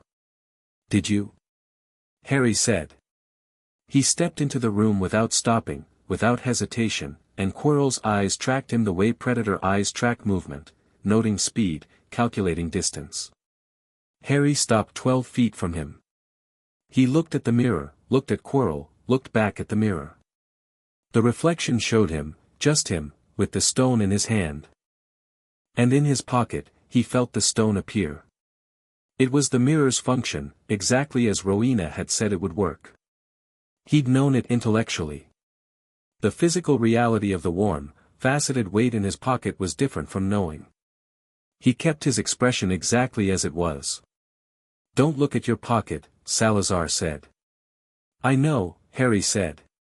"You see something," Quirrell said, watching Harry's face. "What do you see?" "Myself," Harry said. "And?" Quirrell's voice had the pressing quality of someone who has controlled himself for a very long time and is beginning to run short on it. "That's all," Harry said. "Is that not what you see?" Quirrell's jaw tightened. "I see myself presenting my master with the stone," he said, and there was something raw in it, the honest admission of someone too frustrated for maintenance. "I see it." "But the mirror," he stopped. "The mirror shows desire, not capability," Harry said. "You want to give it to him. The mirror shows you giving it to him. But you want to use it, and it knows that, and it won't let you reach in." Quirrell stared at him. "You understand the mirror?" "I've read about it," Harry said simply. A pause. Then something changed in Quirrell's expression, a shift deeper than Quirrell, a motion that came from elsewhere. Quirrell turned away from Harry, slowly, and his hands went to the turban. "Harry," Godric said, and his voice was very clear. "Don't move back. Whatever you do. Forward is safe. Back is not." "I know," Harry said. The turban came off. The back of Quirrell's head turned toward Harry. The face that was growing from the back of Quirrell's skull looked at Harry with red eyes and a flat nose and an expression that was old and cold and had no human furniture in it at all. It had been human once, a long time ago, in a body that had lived and breathed and made choices, a boy named Tom who had walked these halls with his own intentions and his own intelligence. What remained was not the boy. What remained was everything that boy had spent his life distilling himself into, power, stripped of every softening quality, every mitigating instinct. "Harry Potter," said the face, and the voice resonated at a frequency that the stone walls of the chamber absorbed and did not return. "Voldemort," Harry said. "You are extraordinary for your age," the face said. "I've been told this, but I underestimated the extent." The red eyes moved over Harry with the specific attention of something evaluating rather than feeling. "And you have help. I can feel them, the old ones. How remarkable. They found you worthy." "They found me first," Harry said. "There's a difference." The red eyes narrowed very slightly. "Give me the stone, Harry. Voluntarily. It would be easier." "No," Harry said. "I can offer you," "No," Harry said again, and the word was the same both times, not forceful, not afraid, simply final in the way of a door that has been closed completely. Voldemort's face changed. Not rage, it was too controlled for rage. Something more dangerous than rage, the calculation of a mind that has encountered an obstacle and is identifying its weakest point. Your parents, he said. James Potter died bravely but pointlessly. Your mother died for a choice. I am offering you a different choice. Join me. Learn from me. With your gifts and you killed my parents, Harry said. I've had 11 years to think about what I'd say if I met you. I decided a long time ago. The answer is no. Good, said Godric. Concise, said Rowena approvingly. Then you'll be the next obstacle I move through, Voldemort said, and Quirrell's body turned to face Harry fully, and raised its hands. Now, said Salazar. Harry moved. He didn't draw his wand. He didn't cast a spell. He crossed the 12 feet between himself and Quirrell in a straight line, reached out, and grabbed Quirrell's wrist. The effect was immediate and total and nothing like Harry had expected even though he'd known it was coming. Quirrell screamed. Not Quirrell's voice, the scream had two registers, one human and one something older and more terrible, and the sound of it hit the stone walls and the ceiling and came back changed.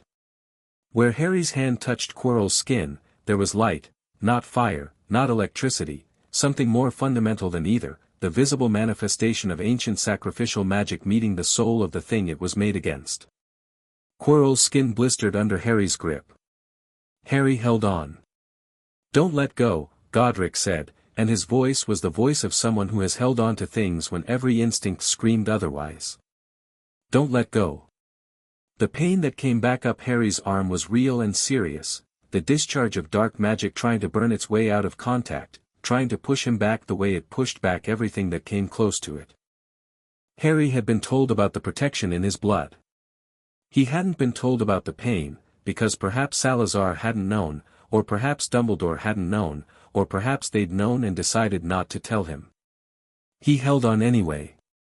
Because behind the pain was something else, the four presences, not just voices now but something more present, something that moved through him like a current, like they were lending him what they had, all of it, the full accumulated weight of 4 lifetimes and 1,000 years of waiting to be useful. Godric's courage wasn't a metaphor. Helga's steadfastness wasn't a metaphor. Rowena's clarity wasn't a metaphor. Salazar's absolute will to survive was not, definitely not, a metaphor. They were real. They had always been real. And here, in this room, at the end of a year that had been building to this, they were more present in Harry than they had ever been before. Quirrell collapsed to his knees. The screaming became continuous. Voldemort's face was contorted in something that was the closest thing to panic that a being who had removed all his vulnerability could still produce. Quirrell. Voldemort's voice, from the back of the head, still controlled, still calculating even now, still trying to find the angle. Let me go. Release Anne, let me go, now, no, said Quirrell, and his voice was his own, genuinely his for the first time, a thin and exhausted voice that had been a passenger in its own body for over a year. If he lets go you'll go to him, don't let go. Harry looked at Quirrell's face, really looked, for the first time, at the man rather than the vessel. He was young. He had been young before this. He had been afraid, and the being that had found him in Albania had known exactly how to use fear, and Quirrell had been used completely. I'm sorry, Harry said to him, and meant it precisely. Then he grabbed Quirrell's other wrist. The light doubled. The sound in the chamber was beyond hearing, felt in the chest, in the bones, in the specific frequency of old magic meeting old magic with everything at stake between them.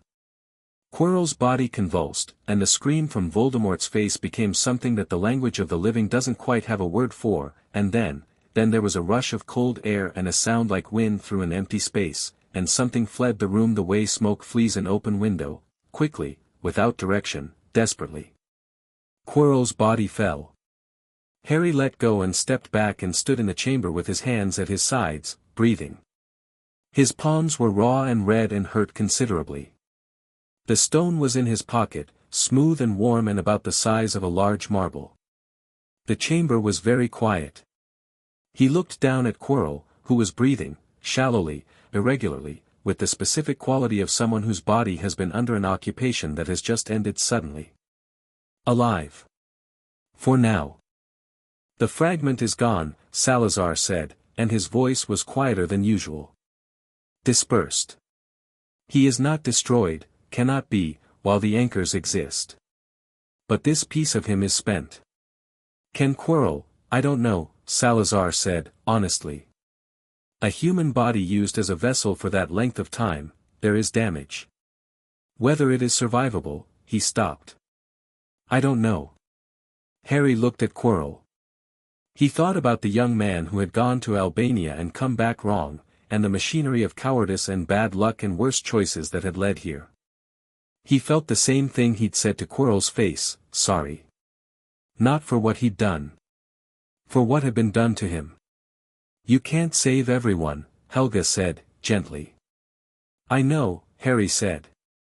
But I can try. He reached into his pocket, took out the stone, looked at it. A dark red jewel, warm in the palm of his hand. He thought about what it could give someone who wanted what it gave. He thought about Flamel, who had lived 665 years and apparently understood that even immortality had limits of usefulness. He closed his fingers around it and held it, and the warmth of it was the warmth of something that didn't need to be his, something he was holding on behalf of the world for now, until someone more appropriate could take it back. Dumbledore, Rowena said, from somewhere that sounded like a long way away. Harry blinked. His vision was doing something complicated, the edges were uncertain, and the stone floor was not entirely stable under his feet. He recognized this belatedly as the body's response to a significant magical expenditure performed by an 11-year-old. You're going to fall over, Godric said, with the voice of someone who has seen this before and is braced for it. I'm not, Harry said. You absolutely. Harry sat down on the floor of the chamber, next to Quirrell, with his back against the mirror, and the stone in his hand, and looked up at the high stone ceiling. Right, said Godric. Sitting down. Very strategic. Shut up, Harry said, without any heat. The ceiling was a long way away. The torches in their brackets threw a warm, unsteady light that moved at the edges. Somewhere far above him, through stone and magic and 11 layers of protection, the castle was breathing. He could feel it even here, in its lowest places, the same pulse he'd felt on his first night, the same recognition, the same warmth that had nothing to do with the torches. He'd been afraid, he realized. Not during had required all of his attention and there was no room, but the fear was here now, in retrospect, the proper response to what had just happened given the space to exist now that it was over. He let it come. Let it move through him the way Helga had taught him to let things move, without fighting it or feeding it. Then he put the stone carefully on the floor beside him, lay down on the cold stone, and looked at the mirror above him. He could see a version of himself in it from this angle, smaller, lying down, hair worse than usual. Next to him in the mirror were the founders. All four. They weren't doing anything dramatic. They were simply there, present, the way they had been present since the night in Godric's Hollow when the world broke open and they had stepped through the gap to catch something falling. Godric had his arms crossed and his expression was the specific expression of someone who is proud and is doing absolutely nothing to conceal it. Helga was looking at him with the warmth that had been the first thing he remembered, even before he had words for it. Rowena was looking at the stone, calculating something. Salazar was looking at nothing in particular, which, Harry had learned over 11 years, was what Salazar looked like when he was feeling something he didn't have the architecture to express. Thank you, Harry said, to the ceiling, to the mirror, to all four of them. You did that, Godric said. We helped, Harry said. We were there, Helga agreed. But the choice to hold on was yours. The courage was yours, Godric said. The thinking was yours, Rowena said. The will to survive, Salazar said, is always your own. It cannot be given. Harry closed his eyes. The stone was beside him, warm and present. The castle breathed above him. Quirrell breathed beside him. Far away, somewhere in the upper reaches of the school, Ron was regaining consciousness on a chessboard, and Hermione was probably solving a logic problem and calculating the fastest route to Harry's location. The year had nearly killed him. The year had been the best year of his life. Both of these were true simultaneously, and he was too tired to resolve the contradiction. "Rest," said Helga. "You've earned it." Harry rested. He was unconscious when Dumbledore arrived. He came back to himself in the hospital wing, which smelled of dittany and lemon, and found that 3 things had happened while he was out. Quirrell was in a separate wing of the hospital, alive but critical. Ron was 3 beds down eating his 4th piece of toast and looking extremely pleased with himself, and Hermione was sitting in the chair between their beds with 2 books open on her lap, reading both, and had clearly been there long enough to have drunk an entire pot of tea. She looked up the moment he opened his eyes, with the speed of someone who had been monitoring. "Good morning," she said. "Morning," Harry said. He sounded rougher than he expected. "Afternoon, actually," she said. "How's Ron?" 4 pieces of toast, Ron said from 3 beds down, holding up a 5th. 5 now. The stone? Harry said, to Hermione, because she'd know. "Safe," she said. "With Dumbledore." And apparently, according to the note he left, she lifted a small piece of parchment from beside her book, to be returned to Flamel and then destroyed. She paused. "Which means no more Philosopher's Stone." "Good," Harry said. "Flamel's not bothered by it," Ron offered. "He's 665. Apparently he's got enough stored up." Harry sat up, slowly, and his palms ached with the specific deep ache of magical burns that had been competently treated but not entirely resolved. He looked at his hands. The skin was new and pink, and the Madame Pomfrey had done good work on them, but they'd carry the marks for a while. "Marks of the first real battle," Godric said, and he said it with the reverence of someone who understood exactly what they marked. Harry flexed his fingers carefully. "Dumbledore came to see us this morning," Hermione said. "While you were still out. He was different than I expected." She paused.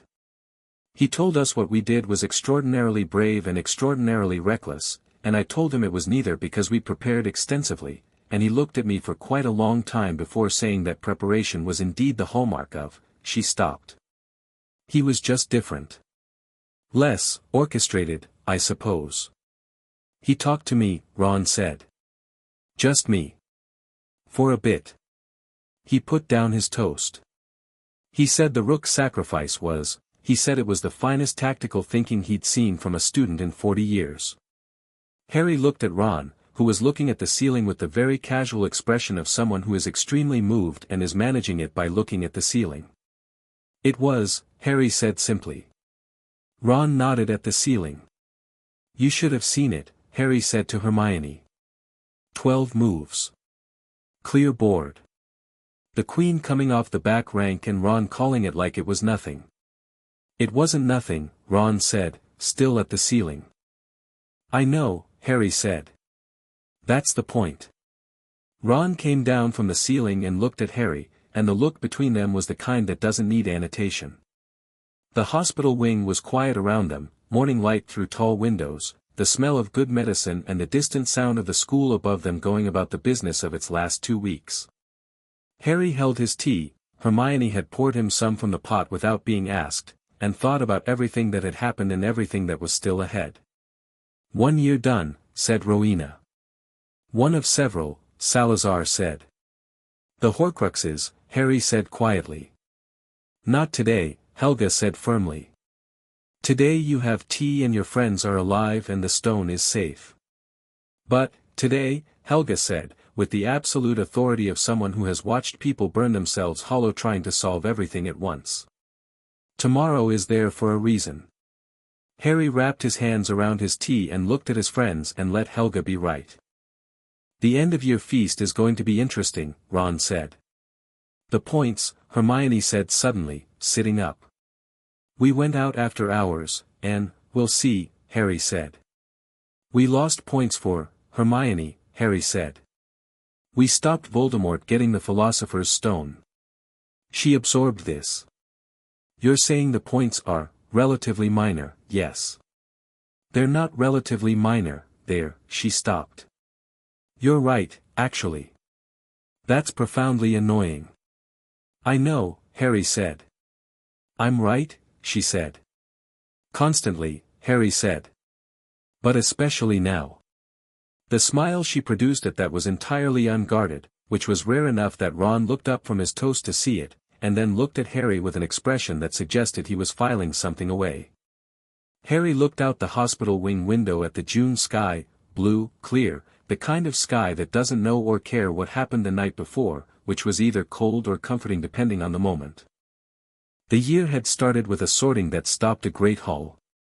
It had moved through trolls and chess sets and corridors that remembered names and a mirror that showed hearts. It had ended in a room underground with a man who was 2 people and Harry's hands on fire. And here was the morning after. Tea. Toast. Hermione reading 2 books. Ron at the ceiling. The castle above them, breathing its old breathing. Well done, said Godric, and the simplicity of it was everything. Well done, the others echoed, in their different voices, and Harry sat in the morning and held the weight and the warmth of it together. Chapter 6, Heir to all, servant to none. Dumbledore came to see him on the 3rd day. Harry had expected it, had been expecting it, in fact, with the particular quality of attention he gave to things that were inevitable. The headmaster arrived in the early evening when the hospital wing was quiet, when Ron had finally been discharged and Hermione had gone to the library because she'd run out of books and couldn't survive the vacancy, when the ward was Harry and Madame Pomfrey and the distant sound of a school winding down into its last week. Dumbledore pulled the chair close and sat in it with the ease of someone who had sat in many chairs beside many beds and had learned that formality was not useful in those spaces. He had sherbet lemons. He offered one. Harry took it this time, which made something shift in Dumbledore's expression. They sat for a moment without speaking, which was becoming, Harry realized, the specific register of their relationship, the silence that preceded the real conversation, the one where both parties set down what they'd been carrying and looked at it honestly. How are your hands? Dumbledore asked. Better, Harry said. Madame Pomfrey says the scarring should be minimal. It will be, Dumbledore said, and there was something in the certainty of it that suggested he'd spoken to Pomfrey already. Harry. I want to begin by saying something I perhaps should have said before any of this became necessary. All right, Harry said. I underestimated you, Dumbledore said. Not your power, I never underestimated the power. I underestimated your judgment. Your completeness, as a person. He paused. I have a tendency, which has been noted to me before and which I should have corrected, to move pieces rather than speak to people. You deserve to be spoken to directly from the beginning of this year. I am sorry for the ways that omission put you and your friends at risk. Harry looked at him. The apology was real, genuinely real, which was not something he'd entirely expected. Dumbledore didn't perform apology, this was the thing itself, offered without the cushioning of wisdom or the distance of metaphor. Thank you, Harry said, which was also real. I'd like to ask you something, Dumbledore said. And I'd like an honest answer, which I suspect is the only kind you're capable of giving. It is, Harry agreed. The founders, Dumbledore said. All 4 of them, within you, since you were 1 year old. He looked at Harry with the eyes that were always doing more than they appeared. How are you? Not tactically. Not strategically. How are you, Harry? The question was unexpected enough that Harry sat with it for a moment. Really sat with it, the way Rowena had taught him to sit with questions he didn't immediately know the answer to. Complicated, he said finally, which was honest. I've never been without them. I don't know what I'd be like without them. I'm not sure the question of where they end and I begin is answerable. He paused. But I don't experience it as a burden, if that's what you're asking. I experience it as, being very full of things. Which is different from a cupboard under the stairs. Dumbledore was quiet for a moment. Then something moved across his face that had the quality of grief that was not quite his to own but was real regardless. "The Dursleys," he said. "Yes," Harry said, without heat. "That was my failure," Dumbledore said. "Yes," Harry said again, still without heat. "But I'm not interested in spending time on it. It's done. I'm here now." Dumbledore looked at him. "You are extraordinarily generous about things that have hurt you." "Helga," Harry said simply. "She taught me that holding on to a wound tightly doesn't make it stop hurting. It just makes you tired." "That is very good advice," Dumbledore said, quietly. "She's full of it," Harry said. A pause that had almost humor in it. Dumbledore turned the sherbet lemon wrapper in his fingers, a small, human gesture, something to do with his hands while he thought. "I need to tell you things," he said. "Things I should have begun to tell you already. About that night in Godric's Hollow. About your mother's magic, and what it did to the killing curse, and what it might mean going forward." He paused. "And about Tom Riddle. The full account, not the version calibrated for an 11-year-old. The Horcruxes," Harry said. Dumbledore went very still. "Then, Salazar Slytherin told you?" "Yes." "How much?" "That they exist. That there are multiple. That Voldemort can't be destroyed while they remain intact. That the peace in Quirrell was spent but the others aren't." He paused. "That the night my parents died, something went wrong with the Horcrux process, that when the killing curse rebounded, it may have made a Horcrux accidentally. In me." The silence that followed was the longest silence Harry had ever experienced in Dumbledore's presence. It lasted long enough that the light through the hospital wing windows shifted from gold to orange. "You know," Dumbledore said. "I suspect," Harry said carefully. "Salazar's theory, not confirmed fact. But it would explain a great deal about why the curse rebounded in the first place, why I speak Parseltongue, why Quirrell couldn't touch me." He looked at Dumbledore steadily. "I'm carrying a piece of Voldemort, aren't I?" Dumbledore took off his half-moon glasses and held them in his hands. Without them he looked older, and without the additional layer of the glasses there was no buffer between his expression and the room. "We believe so," he said. "Yes. Though how and whether it can be removed without harm to you, is a question I have been working on for some time and do not yet have an answer to." Harry absorbed this. He'd known it, in the way you know things that are frightening before you look at them directly. But knowing and having it confirmed by Dumbledore sitting 3 feet away were different experiences. "We suspected," Salazar said. "We didn't know." "Does it change anything?" Harry said. "Not what you are," Salazar said. "Not who you are. A shard of glass in your hand doesn't make you glass." "Poetic," Rowena observed. "Don't push it," Salazar said. "Harry," Dumbledore said. He had replaced his glasses. "What I need you to understand is that the piece, if it is there, is not Voldemort. It is not a second presence competing with the Founders. It is, dormant. Contained.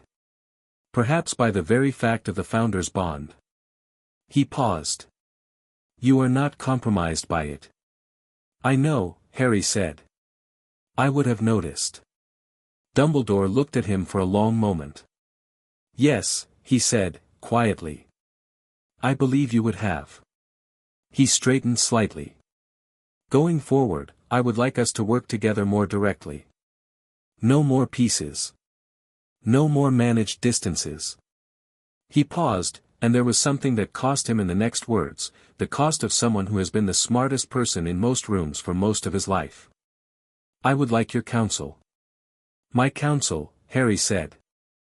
"You have 4 of the most extraordinary minds in wizarding history available to you at all times," Dumbledore said.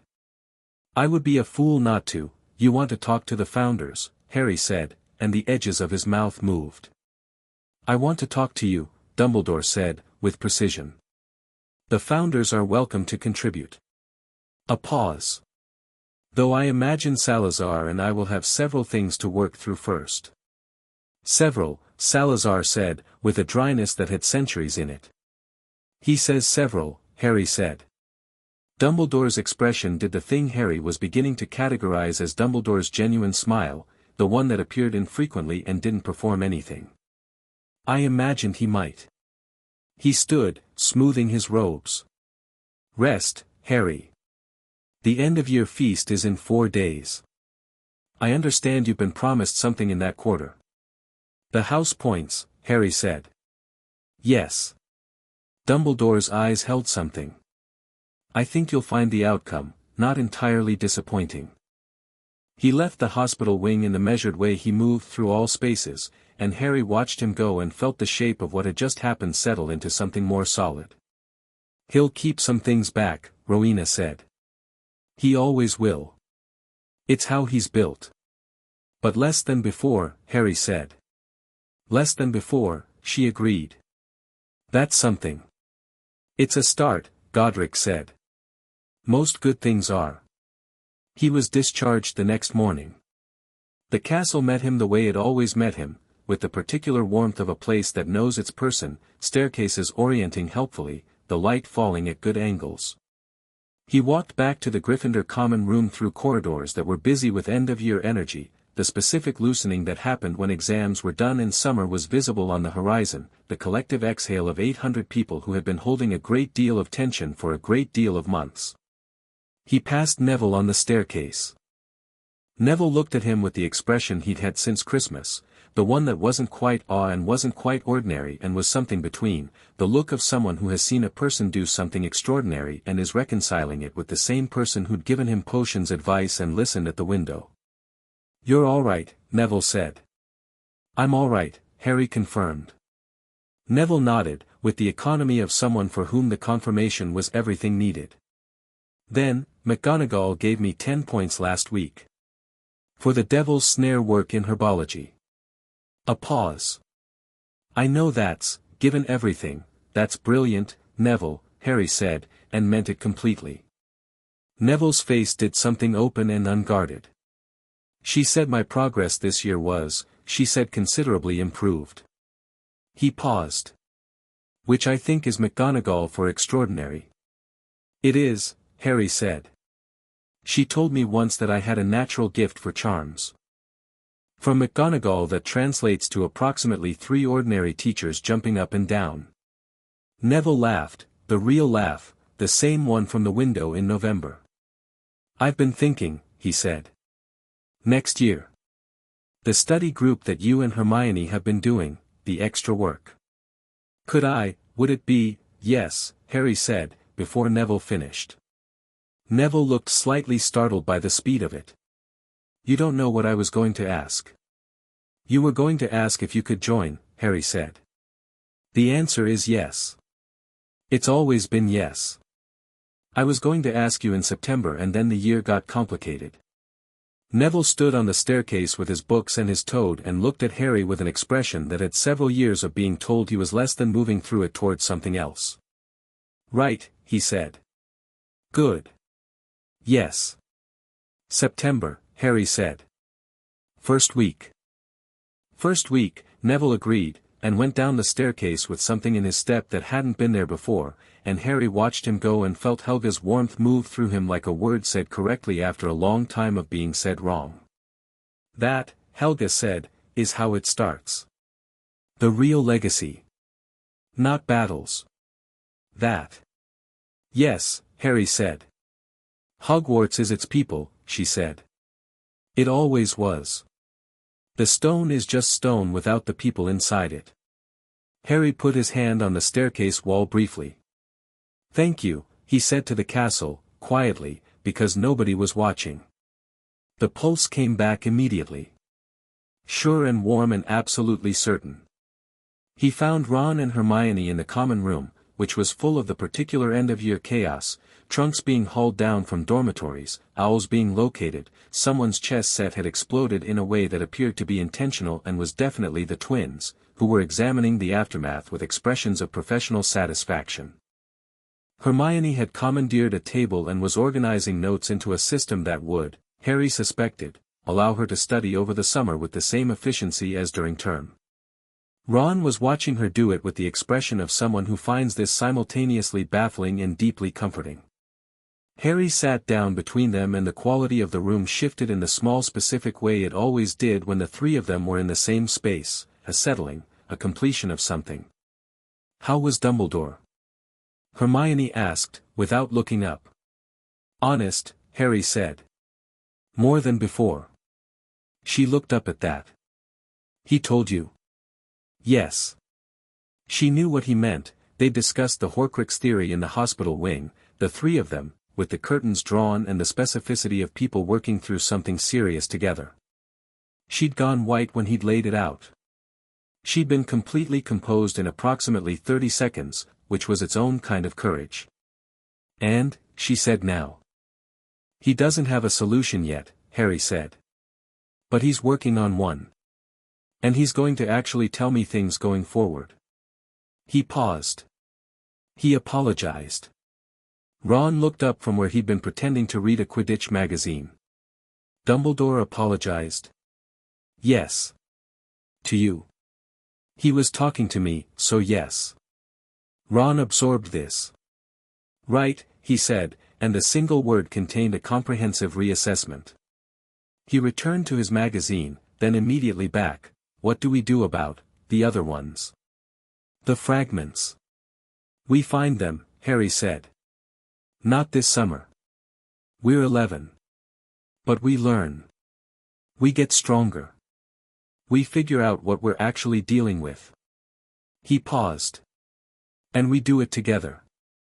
Ron looked at him steadily. Then at Hermione.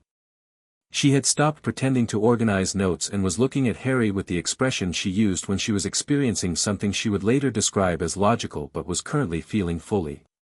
"Obviously together," she said. "Obviously," Ron agreed. The fire in the common room crackled. Above them, through the windows, the June sky was doing the specific thing June skies do in Scotland, brilliantly, almost unreasonably blue, the kind of blue that suggests summer has committed completely. Students moved through the room around them, and noise moved with them, and the twins detonated something small in the corner that smelled of flowers and produced a brief shower of purple sparks. "Oh, Percy Weasley's voice came from the staircase. "It's fine," Fred called. "It's not, the structural integrity of the tower is completely unaffected," George said. "That is not the point." Ron watched this exchange with the fond resignation of someone who has spent 11 years managing this particular dynamic. "Every Christmas until we die," he said quietly, to Harry.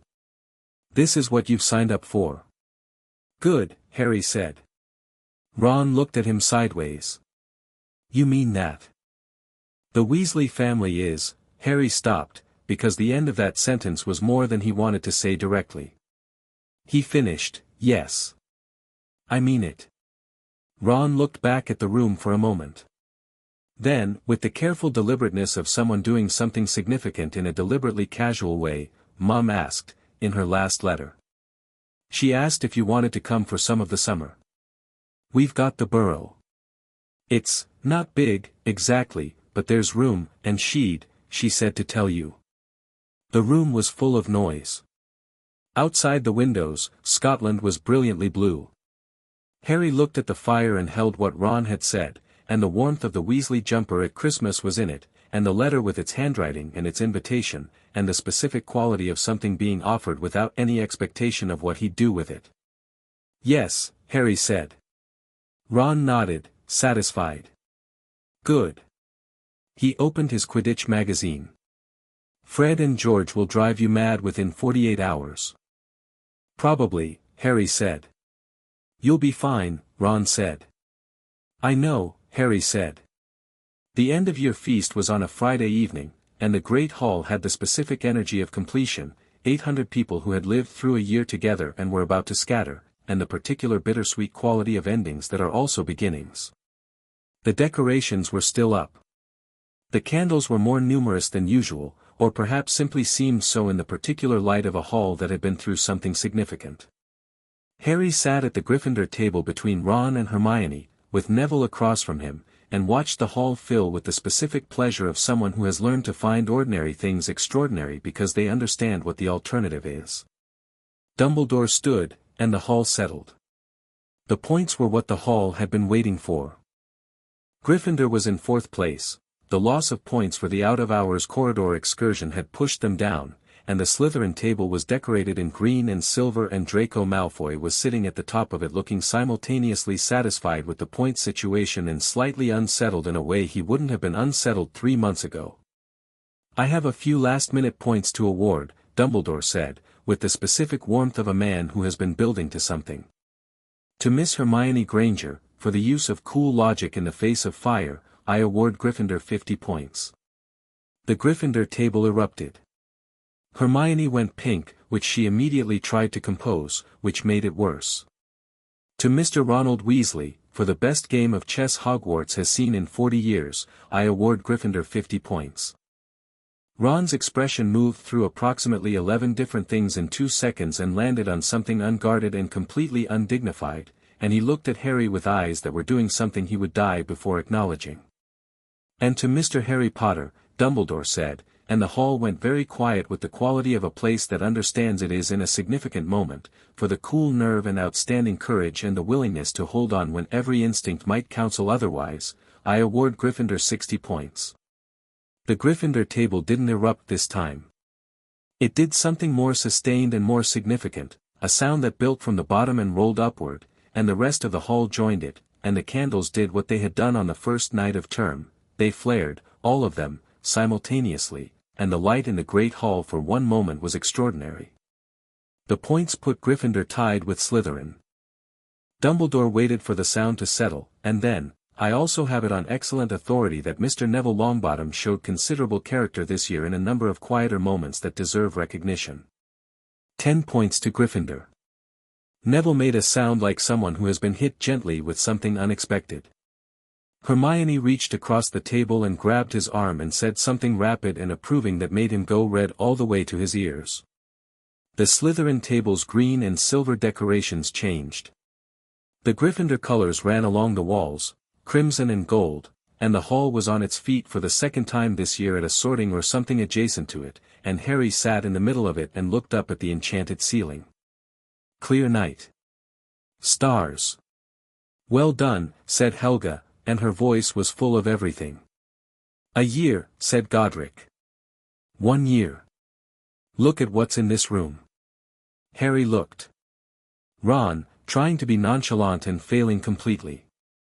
Hermione, organizing her emotions into something manageable and losing the battle graciously. Neville, sitting very straight and looking at his hands as if they were slightly different than they'd been before. The Gryffindor table around them, the noise and warmth of it. And across the hall, because Harry always looked, Draco Malfoy. Sitting with his table in their changed colors, and his expression was not the one Harry had been bracing for. It was not contempt, not rage, not the lockdown fury of someone whose expected victory had been taken. It was the expression from the Ollery and the corridor outside the common room and the chess problem of his own face, the genuine engagement of someone working through something too big for the frameworks he'd been given. Harry met his eyes across the hall. Draco held the look for 3 full seconds. Then he gave a very small nod, almost imperceptible, calibrated to be seen only by the person it was meant for. Harry nodded back. That is a long game, Salazar said. I know, Harry said. He'll make choices in the years ahead that will be genuinely difficult, Salazar said. And some of them he'll get wrong. Yes, Harry said. But someone seeing him clearly might matter, Salazar said. At the right moments. Yes, Harry said. You understand that I am not suggesting sentiment. I know what you're suggesting, Harry said. And it's exactly what you'd have wanted someone to do for Tom Riddle. The longest silence Salazar had produced all year. Then, quietly, yes. The feast materialized, magnificent, end of year, the full strength of the Hogwarts kitchen in celebration, and Harry filled his plate and ate with the uncomplicated pleasure of someone who had learned never to take a good meal for granted, and the hall was full of noise and warmth and the specific joy of a place that had survived its year intact. After the feast, Harry went up to the castle. Not to the common room, not yet, he went to the place he always went when he needed to think clearly and be still. The study room on the 4th floor, south-facing window, evening light. He sat in the window seat and looked out at the grounds, the lake going dark and gold in the fading June light, the forbidden forest beyond it, the mountains. A year. He'd arrived on a train with a borrowed cart and a borrowed owl and more money than he'd ever seen, knowing almost nothing. He was leaving with, he took inventory, quietly, the way Rowena had taught him to take inventory of things. Friends. Real ones. 3 of them, and more on the way if Neville's face at the feast was anything to go by. The kind of friends that had followed him into a dungeon and a chess match and a logic puzzle not because he'd asked them to but because they'd decided. A home. The castle, genuinely his, in the way that mattered, with a bond that went into the foundation stones and meant something old and real. And the burrow at the end of summer, which was not his in the same way but was being offered, which was its own miracle. An enemy who was not finished. Horcruxes scattered across the world. Years of work ahead, serious and dangerous and not something he could see the end of from here. A year. You've changed, Godric said. Harry thought about this. Have I? No, Godric said, and there was warmth in the contradiction. That's the point. You've become more yourself. Which is a different thing from changing. Most people become less themselves over time, the world grinds them smaller. You've gone the other direction. Is that the Founder's influence? Harry asked honestly. It's your influence, Godric said. We're here because you were already the shape that could hold us. You were always going to be this. Harry looked out at the lake. A ripple on the surface, the squid again, or something larger. Godric, he said. Yes. Tell me about my father. A pause. Then Godric, settling into the specific voice he used for stories that mattered, the one that was unhurried and full and gave everything its proper weight. He told Harry about James Potter, who had come to Hogwarts like a storm that didn't know yet it was a storm, all energy and laughter and the kind of brilliant carelessness that could become either genius or disaster, and had become genius, mostly, through the specific intervention of time and love and Lily Evans looking at him steadily until he understood what she saw and decided to deserve it. Harry listened. He'd known, abstractly, that his parents had existed. He knew them now, slightly, through Godric's stories, and would know them more, through Sirius when summer came, through the memories that would accumulate the way all important things accumulate, gradually and then entirely. And my mother, Harry said. Your mother, Godric said, was the bravest person in this story. And she's the reason all of us are still here. Harry held that. Outside, the last light was going off the lake and the first stars were appearing above the mountains, early, faint, the advance party of the night. The grounds below were peaceful and still, and somewhere in the forbidden forest something moved between the trees, and the castle breathed its old breathing around him. Next year, Rowena said. The chamber will open. We should prepare. I know, Harry said. The Horcruxes, Salazar said. Dumbledore will need to be brought in fully. The diary in particular, I know, Harry said. And Quidditch, Godric said, with the energy of someone who has been waiting to bring this up. The cup. I have thoughts about the Hufflepuff Seeker's technique that, not tonight, Helga said. But, not tonight, Helga said firmly. Tonight we have done enough. The year is done. He's allowed to sit in a window and watch the stars without anyone needing anything from him. A pause. Then Godric, slightly chastened, fair. Harry smiled, and the stars came out above the mountains one by one, and the lake reflected them in long wavering lines. He stayed there until it was properly dark, and then went back down through the castle. It was quiet in the corridors now, students settling into their last night before the journey home. The torches were low. The portraits were sleeping in their frames, murmuring occasionally with the half-consciousness of people dreaming. He stopped on the second-floor landing, at the portrait he'd spoken to in November, the woman in 13th-century robes with her book. She was awake, which felt deliberate. "The year is done," she said. "Yes," Harry said. "You did well," she said, with the specific economy of someone who has watched many generations pass through this place and has learned that most things don't require more than the truth. "We did well," Harry said. She looked at him for a moment.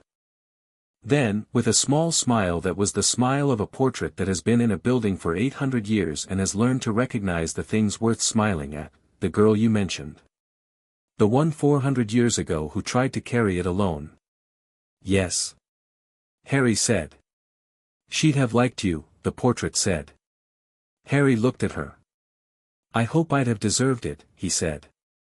The portrait's smile widened slightly. She went back to her book. Harry went up. The dormitory was quiet when he got back.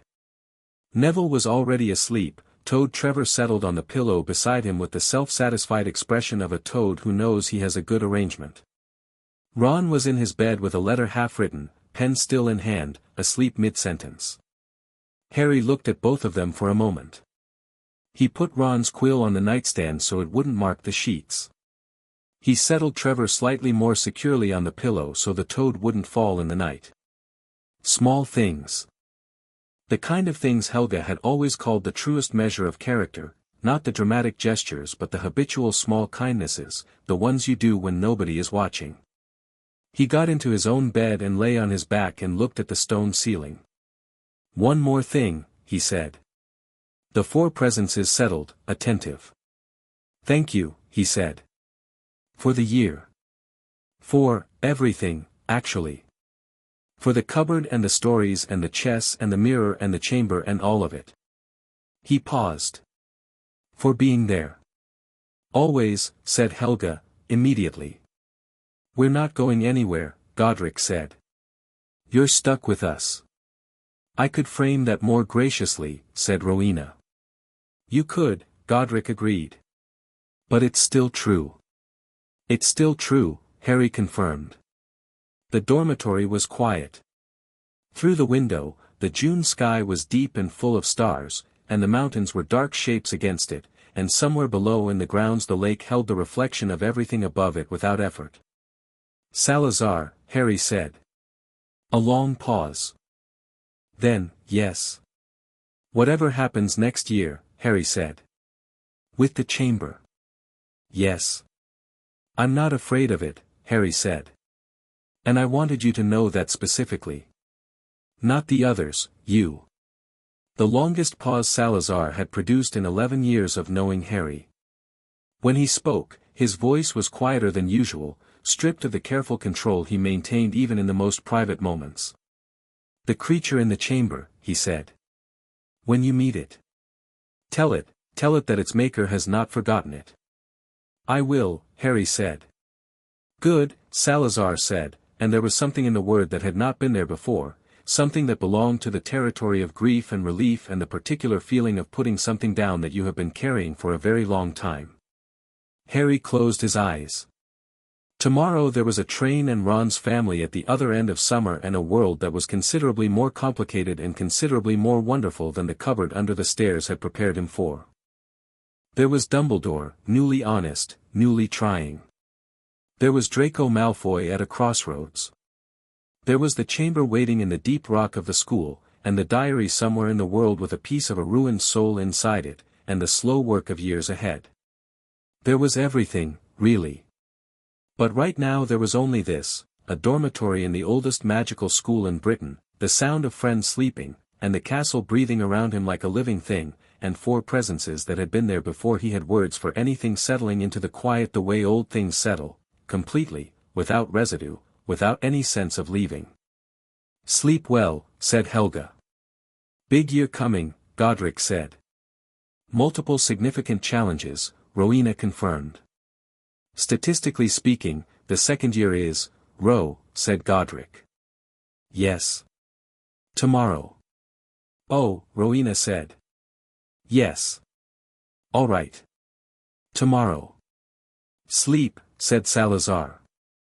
One word. Final. The way he said most important things. Harry slept. And the castle held him in its oldest, deepest magic, the magic that wasn't in the spells or the enchantments or the protective wards, but in the stones themselves, poured there by 4 people who had loved it more than their own lives, who had written their intention into the foundations the way people write things they mean to last. This place is for learning. This place is for growing. This place is for every child who comes to it worthy of what it offers. The true heir of Hogwarts slept in Gryffindor Tower, and the castle kept watch, and the year turned toward summer, and the world outside the mountains waited with all of its coming complications and adventures and dangers and wonders, patient as stone, patient as stars. Outside the windows, the lake was still. In its depths, something enormous turned slowly in the dark water, dreaming whatever giant squid dream about, unbothered and perfectly content. Above the mountains, the stars. Below the school, in the deepest room, the mirror stood alone in the dark and showed the room its own reflection, empty, quiet, asking nothing of anyone tonight, as mirrors do when they have no one to see. And in the bones of the school, steady and sure and ancient as the first day they were laid, the 4 magics breathed together. Waiting. Ready. The true heir of Hogwarts will return in year 2. Chapter 7. The heir speaks. The burrow was exactly what Ron had promised and nothing Harry's imagination had managed to prepare him for. It stood at the edge of a long field in Ottery St. Catchpole like something that had started being built by someone with a plan and then been progressively taken over by people with enthusiasm instead, each new addition stacked on the last with the specific confidence of magic compensating for structural improbability. It leaned. Not alarmingly, more the way an old person leans when they're listening closely, with intention rather than accident. The garden was less a garden and more a negotiation between a family who wanted one and various creatures who had prior claims on the territory. Harry stood at the gate on the 1st of August and looked at it with the particular feeling he'd had at King's Cross in September, the sense of arriving somewhere that had been assembled for him before he knew to look for it. A gnome sat on the fence post beside him. It looked at Harry with the flat assessment of a creature that has been thrown into the same hedge many times and has made a philosophical peace with its circumstances. Then it bit his thumb, experimentally, and dropped off the post. "They do that," Ron said, from behind him. "You'll get used to it." "Right," Harry said, shaking his hand. The front door of the burrow opened before they'd crossed half the garden, and Molly Weasley came out with the specific energy of someone who has been waiting and is managing the waiting by doing things, and she looked at Harry and stopped for a moment with the expression of a woman taking a measurement and immediately making a decision about what it meant. "You're thin," she said. "Hello, Mrs. Weasley," Harry said. "Harry Potter," she said, and it was the way she said it, not the Harry Potter, not that Harry Potter, just his name, like it was the name of a person she knew. That did something to his composure he hadn't expected. She pulled him into a hug before he'd finished processing the sentence, and it was the particular kind of hug that didn't perform anything, that simply was what it was, warm and certain and complete, and Harry stood inside it and let it happen with the stillness of someone receiving something they've needed for a long time and aren't entirely sure what to do with now that it's arrived. "There it is," said Helga, and her voice was very quiet and very warm and did not say anything else. "Come in," Molly said, releasing him and looking at him with the appraisal of someone already planning 3 meals ahead. "You'll eat something first. Ron, your trunk goes upstairs, not in the hall. Percy, Harry's here." The burrow received Harry the way the burrow received everything, loudly, warmly, with no surplus of quiet or personal space, and with the absolute assumption that he belonged there. He belonged there immediately.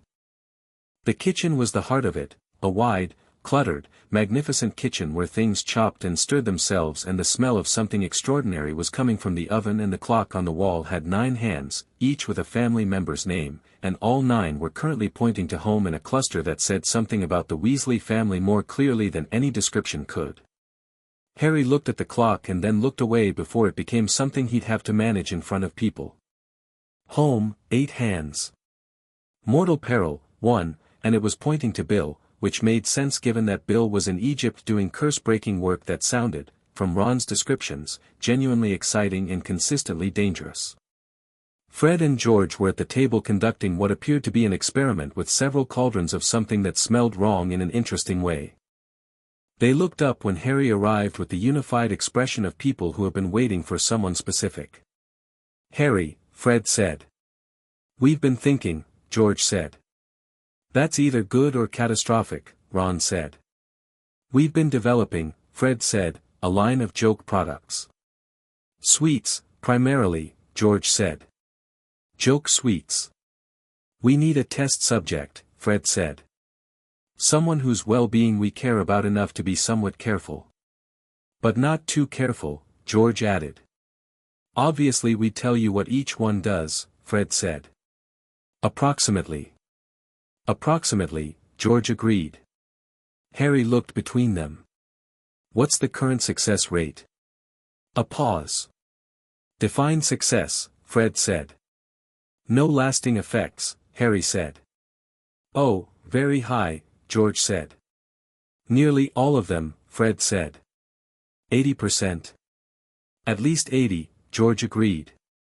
"What happened with the other 20? Harry asked. Another pause. The twins looked at each other. "Percy," Fred said. "Volunteered," George added quickly. "He absolutely did not," Ron said. Harry considered the twins, their expressions, which were performing innocence and not remotely achieving it, and beneath the performance something genuinely excited about what they were building, the real enthusiasm of people who had found something they were good at and were exploring its limits. He thought about the room on the 7th floor where objects accumulated, and the magic of useful things being given space to develop, and said, "What's your long-term plan with them?" The twins looked at him. "What do you mean?" George said. "The products," Harry said. "Is this a hobby or are you building a business?" A different quality of silence. Not the performing kind, the thinking kind. Fred and George exchanged a look that went past their usual twin shorthand into something more serious. "Business," Fred said, and said it like he was testing the word. "If it could be," George said, and said it like he'd been thinking about it longer than the conversation. "Then you need capital and premises eventually," Harry said. "And a business model that doesn't depend on testing on family members." He paused. "Which I'd be happy to discuss, if you're interested." The twins stared at him. "You're 11, Fred said. "I have access to a substantial amount of information about how people with money have historically managed it," Harry said, which was technically accurate and covered several of Rowena's more practical lectures. "He means the dead wizard in his head," Ron translated. "The 4 dead wizards," Hermione corrected, from the doorway. She'd arrived 10 minutes ago, flo powder still in her hair, looking around the kitchen with the systematic interest she applied to all new environments. "You're here," Harry said. "Mrs. Weasley invited me," Hermione said, in the tone of someone who had arranged this deliberately and was not going to admit to the extent of the effort it took. "I came from the other direction." "The flu." She looked at Harry with the specific look she'd been using since the hospital wing, the comprehensive one that checked several things at once and reported back. "You look better than when I left you." "It's been 6 weeks, Harry said. "I know," she said. "I wrote every week." "I wrote back every week." 3 days after I wrote," she said. "On average." "I was at the zoo," Harry said. "The gnomes." "Various other things." "The gnomes are not an explanation." "They bit everything I tried to write with," Harry said. "Twice." Hermione absorbed this with the expression of someone deciding whether it was a sufficient excuse and arriving at approximately 40%. She pulled out a notebook. "I've been researching the Chamber of Secrets," she said. "Since June." Ron sat down at the table with the decisive movement of someone choosing a position before the information arrives. "Right," he said. "Tell us." They spent the first 2 days of August establishing what they knew and what they needed to know, which was Hermione's preferred structure for any significant problem, map the terrain before moving through it. What they knew: the chamber existed below Hogwarts, built by Salazar Slytherin in the school's second decade, and housed a creature referred to in every historical source as a monster. Tradition held that the heir of Slytherin would one day reopen it and use the creature to purge the school of Muggleborns. This tradition was, according to Salazar himself, a grotesque distortion of his actual intentions. What they needed to know: everything else. Specifically, what the creature actually was. The historical sources were maddeningly vague, using monster and terror and Slytherin's beast without specifics, what the mechanism of reopening was, and what Riddle's diary, which Harry knew from Salazar existed and was dangerous, had to do with any of it. The diary, Hermione said, on the second day, at the kitchen table over tea while Molly Weasley made something with pastry in the background and listened to all of it without commenting, which Harry suspected meant she was taking careful notes of her own. "You said Salazar mentioned it specifically." "Yes," Harry said. "It contains a Horcrux. A piece of Voldemort from when he was still Tom Riddle, at school." He paused. "And it has agency. It's not just a storage vessel, it can communicate, can influence whoever interacts with it." "It could possess someone," Hermione said, and her voice was level in the way it got when she was being precise about something frightening. "If someone rode in it long enough. The Horcrux piece could effectively overlay itself on the person." "Yes," Harry said. "And if that person were then in proximity to the entrance to the chamber, they could open it," Harry said. "Without knowing that's what they were doing. Without knowing about the possession at all." Ron had both hands wrapped around his mug and was looking at the table in the particular way he looked when he was playing out scenarios forward. "So the diary is already out there," he said. "Someone has it. And if the wrong person finds it and writes in it, this year," Hermione said. "The chamber opens this year." "You said so, in the hospital wing." She looked at Harry. "Salazar's assessment," Harry said. "Yes. He knows who has the diary?" Ron asked. "He suspects," Harry said carefully. "He thinks it was given to someone, planted, essentially. Slipped into their possession without their knowledge, in a way that would seem accidental. He thinks it was Lucius Malfoy who arranged it." He paused. "At Borgin and Burke's, possibly, or through some other channel." The kitchen was very quiet except for the pastry. Molly Weasley set down her rolling pin with the careful deliberation of someone who has heard something and is deciding what to do with it. "Lucius Malfoy," Ron said flatly. "He visited Borgin and Burke's before school started last year," Harry said. "Draco was with him.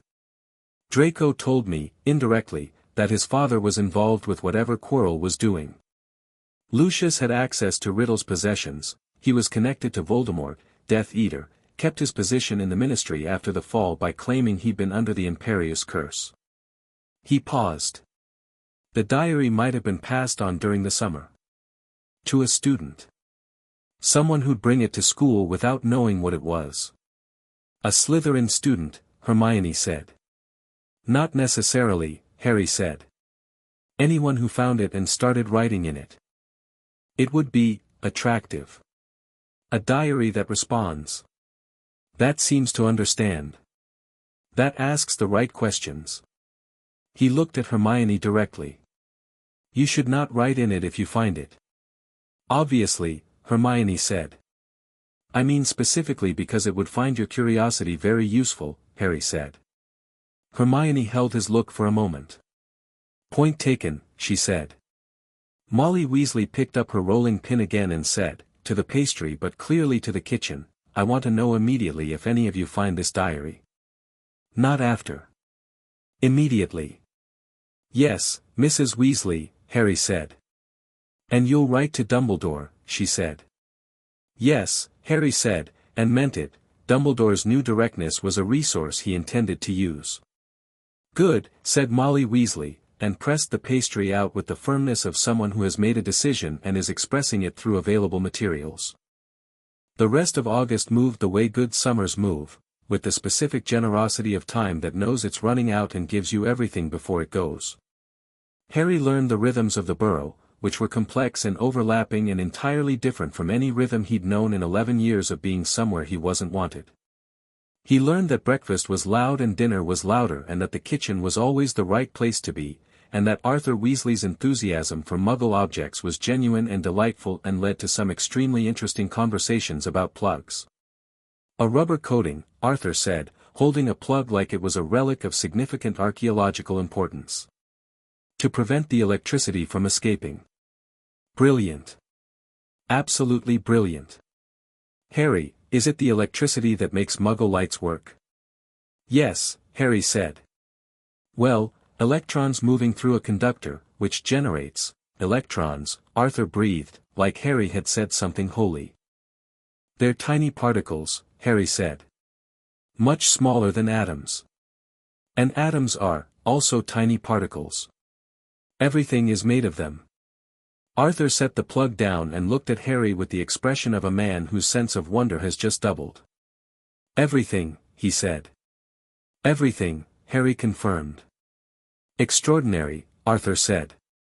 "Magic included, do you think?" "I think so," Harry said. "The way magical cores interact with physical matter suggests, possibly a deeper layer of particles that respond to intent as well as physical force. Rowena's been thinking about it." "Rowena," Arthur said. "Ravenclaw." He said it with the reverence of a man encountering something he'd only previously known as legend. "She's thinking about particle physics. She finds it consistent with some of her original theoretical work on the nature of magic," Harry said. "She's excited about it, actually. She says it suggests the boundary between magical and non-magical reality is permeable in ways she didn't understand 1,000 years ago." Arthur sat back in his chair with the expression of a man who has been given a gift he didn't know to want. This is probably an extraordinary request, but could I ask her things? Through you?" Harry thought about Rowena, who had been paying careful attention to this entire conversation with the specific quality she reserved for genuinely interesting problems. "She says yes," Harry said. "And she has questions for you in return. About how Muggle scientists study things they can't see directly. The scientific method," Arthur said, and then stopped. Tell her it's about measurement and repetition and changing one variable at a time." Harry passed it on. Rowena's response came back, "Tell him that this is essentially identical to the principles Godric and I used when testing new enchantments, and that whoever invented it among Muggles deserves a founder's commendation." Harry told Arthur. Arthur looked like he might cry. Harry also learned Quidditch in a way he hadn't yet been able to, properly, in the Weasley orchard where the trees were old enough and wide enough to serve as obstacles, flying with Fred and George who were, Harry discovered, genuinely exceptional beaters with the specific combination of physical instinct and tactical intelligence that made them dangerous in ways their performances didn't fully advertise. "You're holding back," Fred told him, on the third day of orchard flying. They were taking a break in the long grass at the field's edge, and the afternoon was hot and golden. "In the air. You're flying at, maybe 70%. 60, George said. 60, Fred agreed. Why? Harry considered the question. Habit, he said, and meant it. When you don't know the rules of a place, you stay smaller than you are until you understand what's safe. The twins looked at each other. Then at Harry, with an expression that had dropped the performance completely, the expression they used when they were being completely genuine, which happened less often than they let on and mattered more for the rarity. "This isn't a place with those rules," Fred said. "I know," Harry said. "I'm adjusting." "Adjust faster," George said. "Show us what 61 looks like," Fred said. Harry got back on his broom. He thought about Salazar's voice in the winter dark telling him that holding back was a choice, and about Godric's laugh from the first night of school, and about the way the castle felt when he moved through it at full attention rather than calibrated restraint. He flew at 100%. The twins watched from the ground. The orchard was not particularly large, but at full speed it required the kind of navigating that was more instinct than thought, the body making decisions too fast for the mind to supervise, banking between trees with margins that required precision, pulling up from low passes at the exact last moment. The snitch-seeking quality of attention that could track a target through obstacles while maintaining awareness of the entire space. He landed after 5 minutes and the twins were quiet. "Right," Fred said. "So." "Yes," George said. "The Slytherin Seeker," Fred said. "Doesn't stand a chance," George confirmed. "The thing is," Harry said, sitting in the grass, "Malfoy's not bad. He's got good instincts. He was disadvantaged last year by inexperience and poor team coordination." "You're defending Malfoy?" Fred said. "I'm assessing an opponent accurately," Harry said. "Which is different." Another twin look. "You're interesting," George said. "Ron said you were interesting," Fred agreed. "We thought he was being generous." "He wasn't," George said. "He wasn't," Fred confirmed. "Thank you," Harry said, which was not quite the expected response, and the twins looked at him for a moment with something that wasn't their usual performance, and then both grinned simultaneously, which was their equivalent of an embrace. Hermione arrived properly in the 3rd week, staying for 5 days, and the dynamic of her in the burrow was something Harry watched with enjoyment that he didn't entirely conceal. She and Arthur Weasley had a conversation about electrical wiring that lasted 3 hours and ended with Arthur taking notes and Hermione drawing diagrams. She and Molly Weasley reached an understanding about kitchen efficiency that resulted in 2 new enchantments being applied to the chopping board arrangement. She and Percy had a conversation about ministry policy that became a debate and then an argument and then, unexpectedly, a reading list they'd agreed to share, which was possibly the most productive thing Percy had done all summer. With Ron, she was the way she always was with Ron, the specific combination of exasperation and affection that had been their dynamic since a mountain troll had collapsed between them and friendship had become inevitable. They argued about things that didn't matter with the investment of people who found the arguing itself worth doing, and agreed on things that mattered with the ease of people whose values were more aligned than their surface differences suggested. On the last evening of her stay, Harry found her in the garden, watching the gnomes with the expression of someone conducting an involuntary study. "They have a rudimentary social structure," she said, when Harry sat beside her in the long grass. "I know," Harry said. "The one that bites first has territory claims on the front gate posts." "How do you, Rowena?" Harry said. She watched them for 20 minutes and then described the entire hierarchy. Hermione was quiet for a moment. "Can I ask you something?" "Yes," Harry said. "About the founders," she said. I'm not asking out of research interest." "Not entirely." She paused, and the not entirely honesty of it was the honesty of someone being more vulnerable than usual. Do they ever feel like too much? Too many people inside you all the time?" Harry thought about this genuinely. The gnome on the fence post watched them both with the flat assessment of a creature that finds all human activity equally puzzling. "No," he said finally. "Though I think it would be if they were different than they are. They're not intrusive. They're more like," he tried to find the right language, "like having a very good family." He paused. "For people who have completely different approaches to everything but are completely in agreement about what matters. It's less pressure than you'd expect. More like, the opposite of a cupboard. The opposite of small." Hermione was quiet. "Then, I worry sometimes," she said. "That I'm useful to you. That you keep me close because I'm useful." Harry looked at her. She was looking at the gnome, which was a measure of how much the saying of it had cost. "That's not," he started. "I know it's not only that," she said quickly. "I know.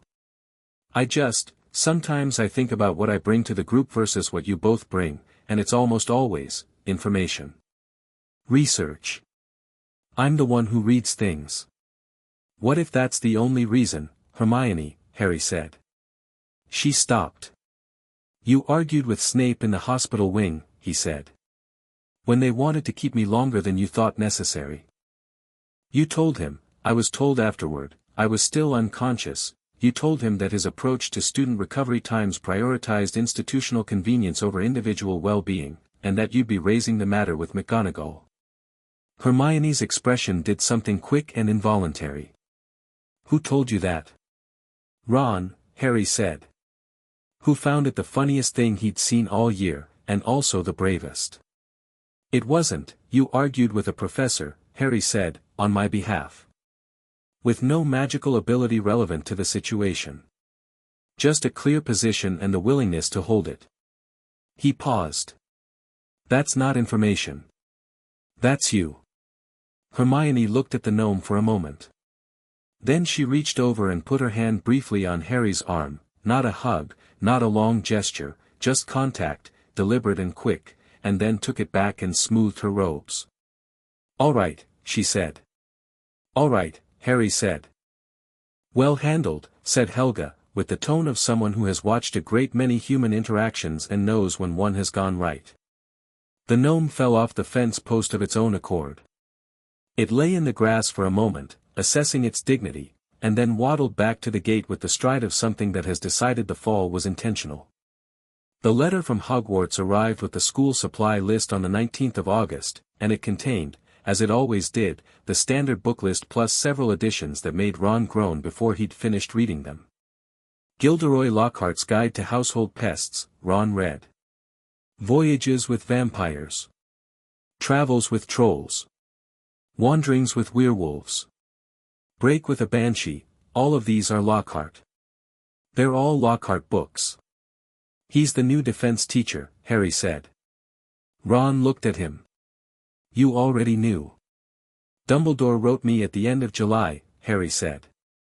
He wanted my assessment. Your assessment, Ron said flatly.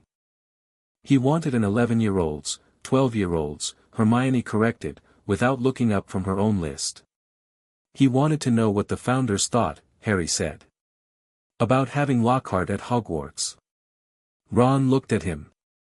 What did they think? Harry paused. Godric called him a peacock. Rowena said his published work showed a pattern of claiming credit for others' accomplishments that was consistent with deep fundamental insecurity rather than genuine confidence. Helga said he was probably terrified underneath the performance. And Salazar? Ron said. Salazar said he was harmless so long as he was kept away from anything that required actual competence, Harry said. And that a year of ineffective defense teaching was less damaging than a year of quarrel. Low bar, Hermione observed. Very, Harry agreed. What did you tell Dumbledore? That we'd manage, Harry said. And that we'd use the year to do the practical work ourselves if the theoretical wasn't being covered. Hermione looked up from her list. The expression she wore was the one that appeared when something had confirmed her own thinking. I've been reading Snape's recommended defense texts, she said. From 2 years ago, before they changed the curriculum. I thought, I've already ordered them, Harry said. She closed her mouth. Of course you have. I ordered copies for all 3 of us, Harry said. A pause. Of course you did, she said, and went back to her list, but the set of her shoulders had shifted into something satisfied. Lockhart's going to be awful, Ron said, not unhappily. Monumentally, spectacularly awful. Almost certainly, Harry said. We should make a tally, Ron said. Of each time he's wrong about something. Ron, Hermione said. A running count, Ron said. Scientific record. That's not scientific, Hermione said. It's empirical, Ron said. Hermione considered this. I'll keep the tally, she said. Diagon Alley was the 30th of August, which was a Thursday, and arrived with a particular quality of energy that Harry recognized from the year before, the end of summer press of the Wizarding World shopping for the coming term, the sense of urgency and familiarity and noise. The Weasley party moved through it with the efficiency of a family that has been doing this for many years, and Harry moved with them in the easy way he developed over the summer of moving with the family, not behind, not separately, but within. Flourish and Blots was where things became interesting. The shop was decorated with enormous posters of Gilderoy Lockhart, blonde, beaming, waving from every surface with the specific energy of a man who has discovered that his face is a resource and has committed completely to its deployment. The man himself was in the shop for a signing, which explained the queue that extended onto the street and contained a distribution of witches that skewed distinctly toward a particular demographic. Harry stood in the queue with Ron and Hermione and looked at the posters with the expression Rowena called evaluative neutral. "He's very handsome," Hermione said, and then looked slightly annoyed at herself for having said it. "He's very aware that he's handsome," Harry said. "Are those the same thing?" "Different things," Harry said. "One is an attribute. The other is a project." "That's quite cutting," Hermione said. "He claimed in Magical Me to have defeated a Lethifold single-handedly," Harry said. "The actual recorded account of that incident involves 3 senior Aurors and a specialized containment team from the Department of Mysteries. He's listed in the acknowledgements." "You checked," Hermione said. "Rowena checked," Harry said. She was offended by the footnoting. They got their books, the full collected Lockhart, a stack of considerable size that Hermione paid for with a slight wince and Ron received with an expression of philosophical resignation, and turned to find Lockhart himself materializing from the crowd with the practiced instinct of a man who has developed a very good radar for situations involving maximum visibility. He spotted Harry. His eyes did the rapid calculation of someone recognizing a name and a face simultaneously and assessing the promotional potential of the intersection. "Harry Potter," he said, with the warmth of a man who has spent considerable time perfecting warmth. He gripped Harry's shoulder and turned them both toward the nearest press photographer in a movement so practiced it was almost invisible. "Wonderful to meet you. I must say, Gilderoy Lockhart," Harry said pleasantly, without moving. He did not turn toward the photographer. He looked at Lockhart directly. "I've read your books." "Marvelous," Lockhart said, still smiling. "I hope, all of them," Harry said. "Very thoroughly." Something in Lockhart's expression shifted, the smile was still there, but behind it something recalibrated, the specific adjustment of someone who has heard the emphasis on thoroughly and understood what it might mean. "I look forward to having you in class," Lockhart said, and the smoothness of the recovery was impressive in its way. Whatever the man lacked in authentic accomplishment, he had developed genuine social intelligence as compensation. "I'm sure it will be informative," Harry said, which was technically true in several directions. Lockhart moved on toward a more straightforwardly enthusiastic cluster of admirers. Hermione looked at Harry. "You know, don't you? About the actual stories behind the books?" "Yes," Harry said. "Most of them." "Rowena went through each one. All summer. She had free time," Harry said. "She finds academic fraud interesting from a sociological perspective." "Merlin," Ron said, from Harry's other side. He was watching Lockhart's retreating back with the expression of someone updating an estimate. "Is he dangerous?"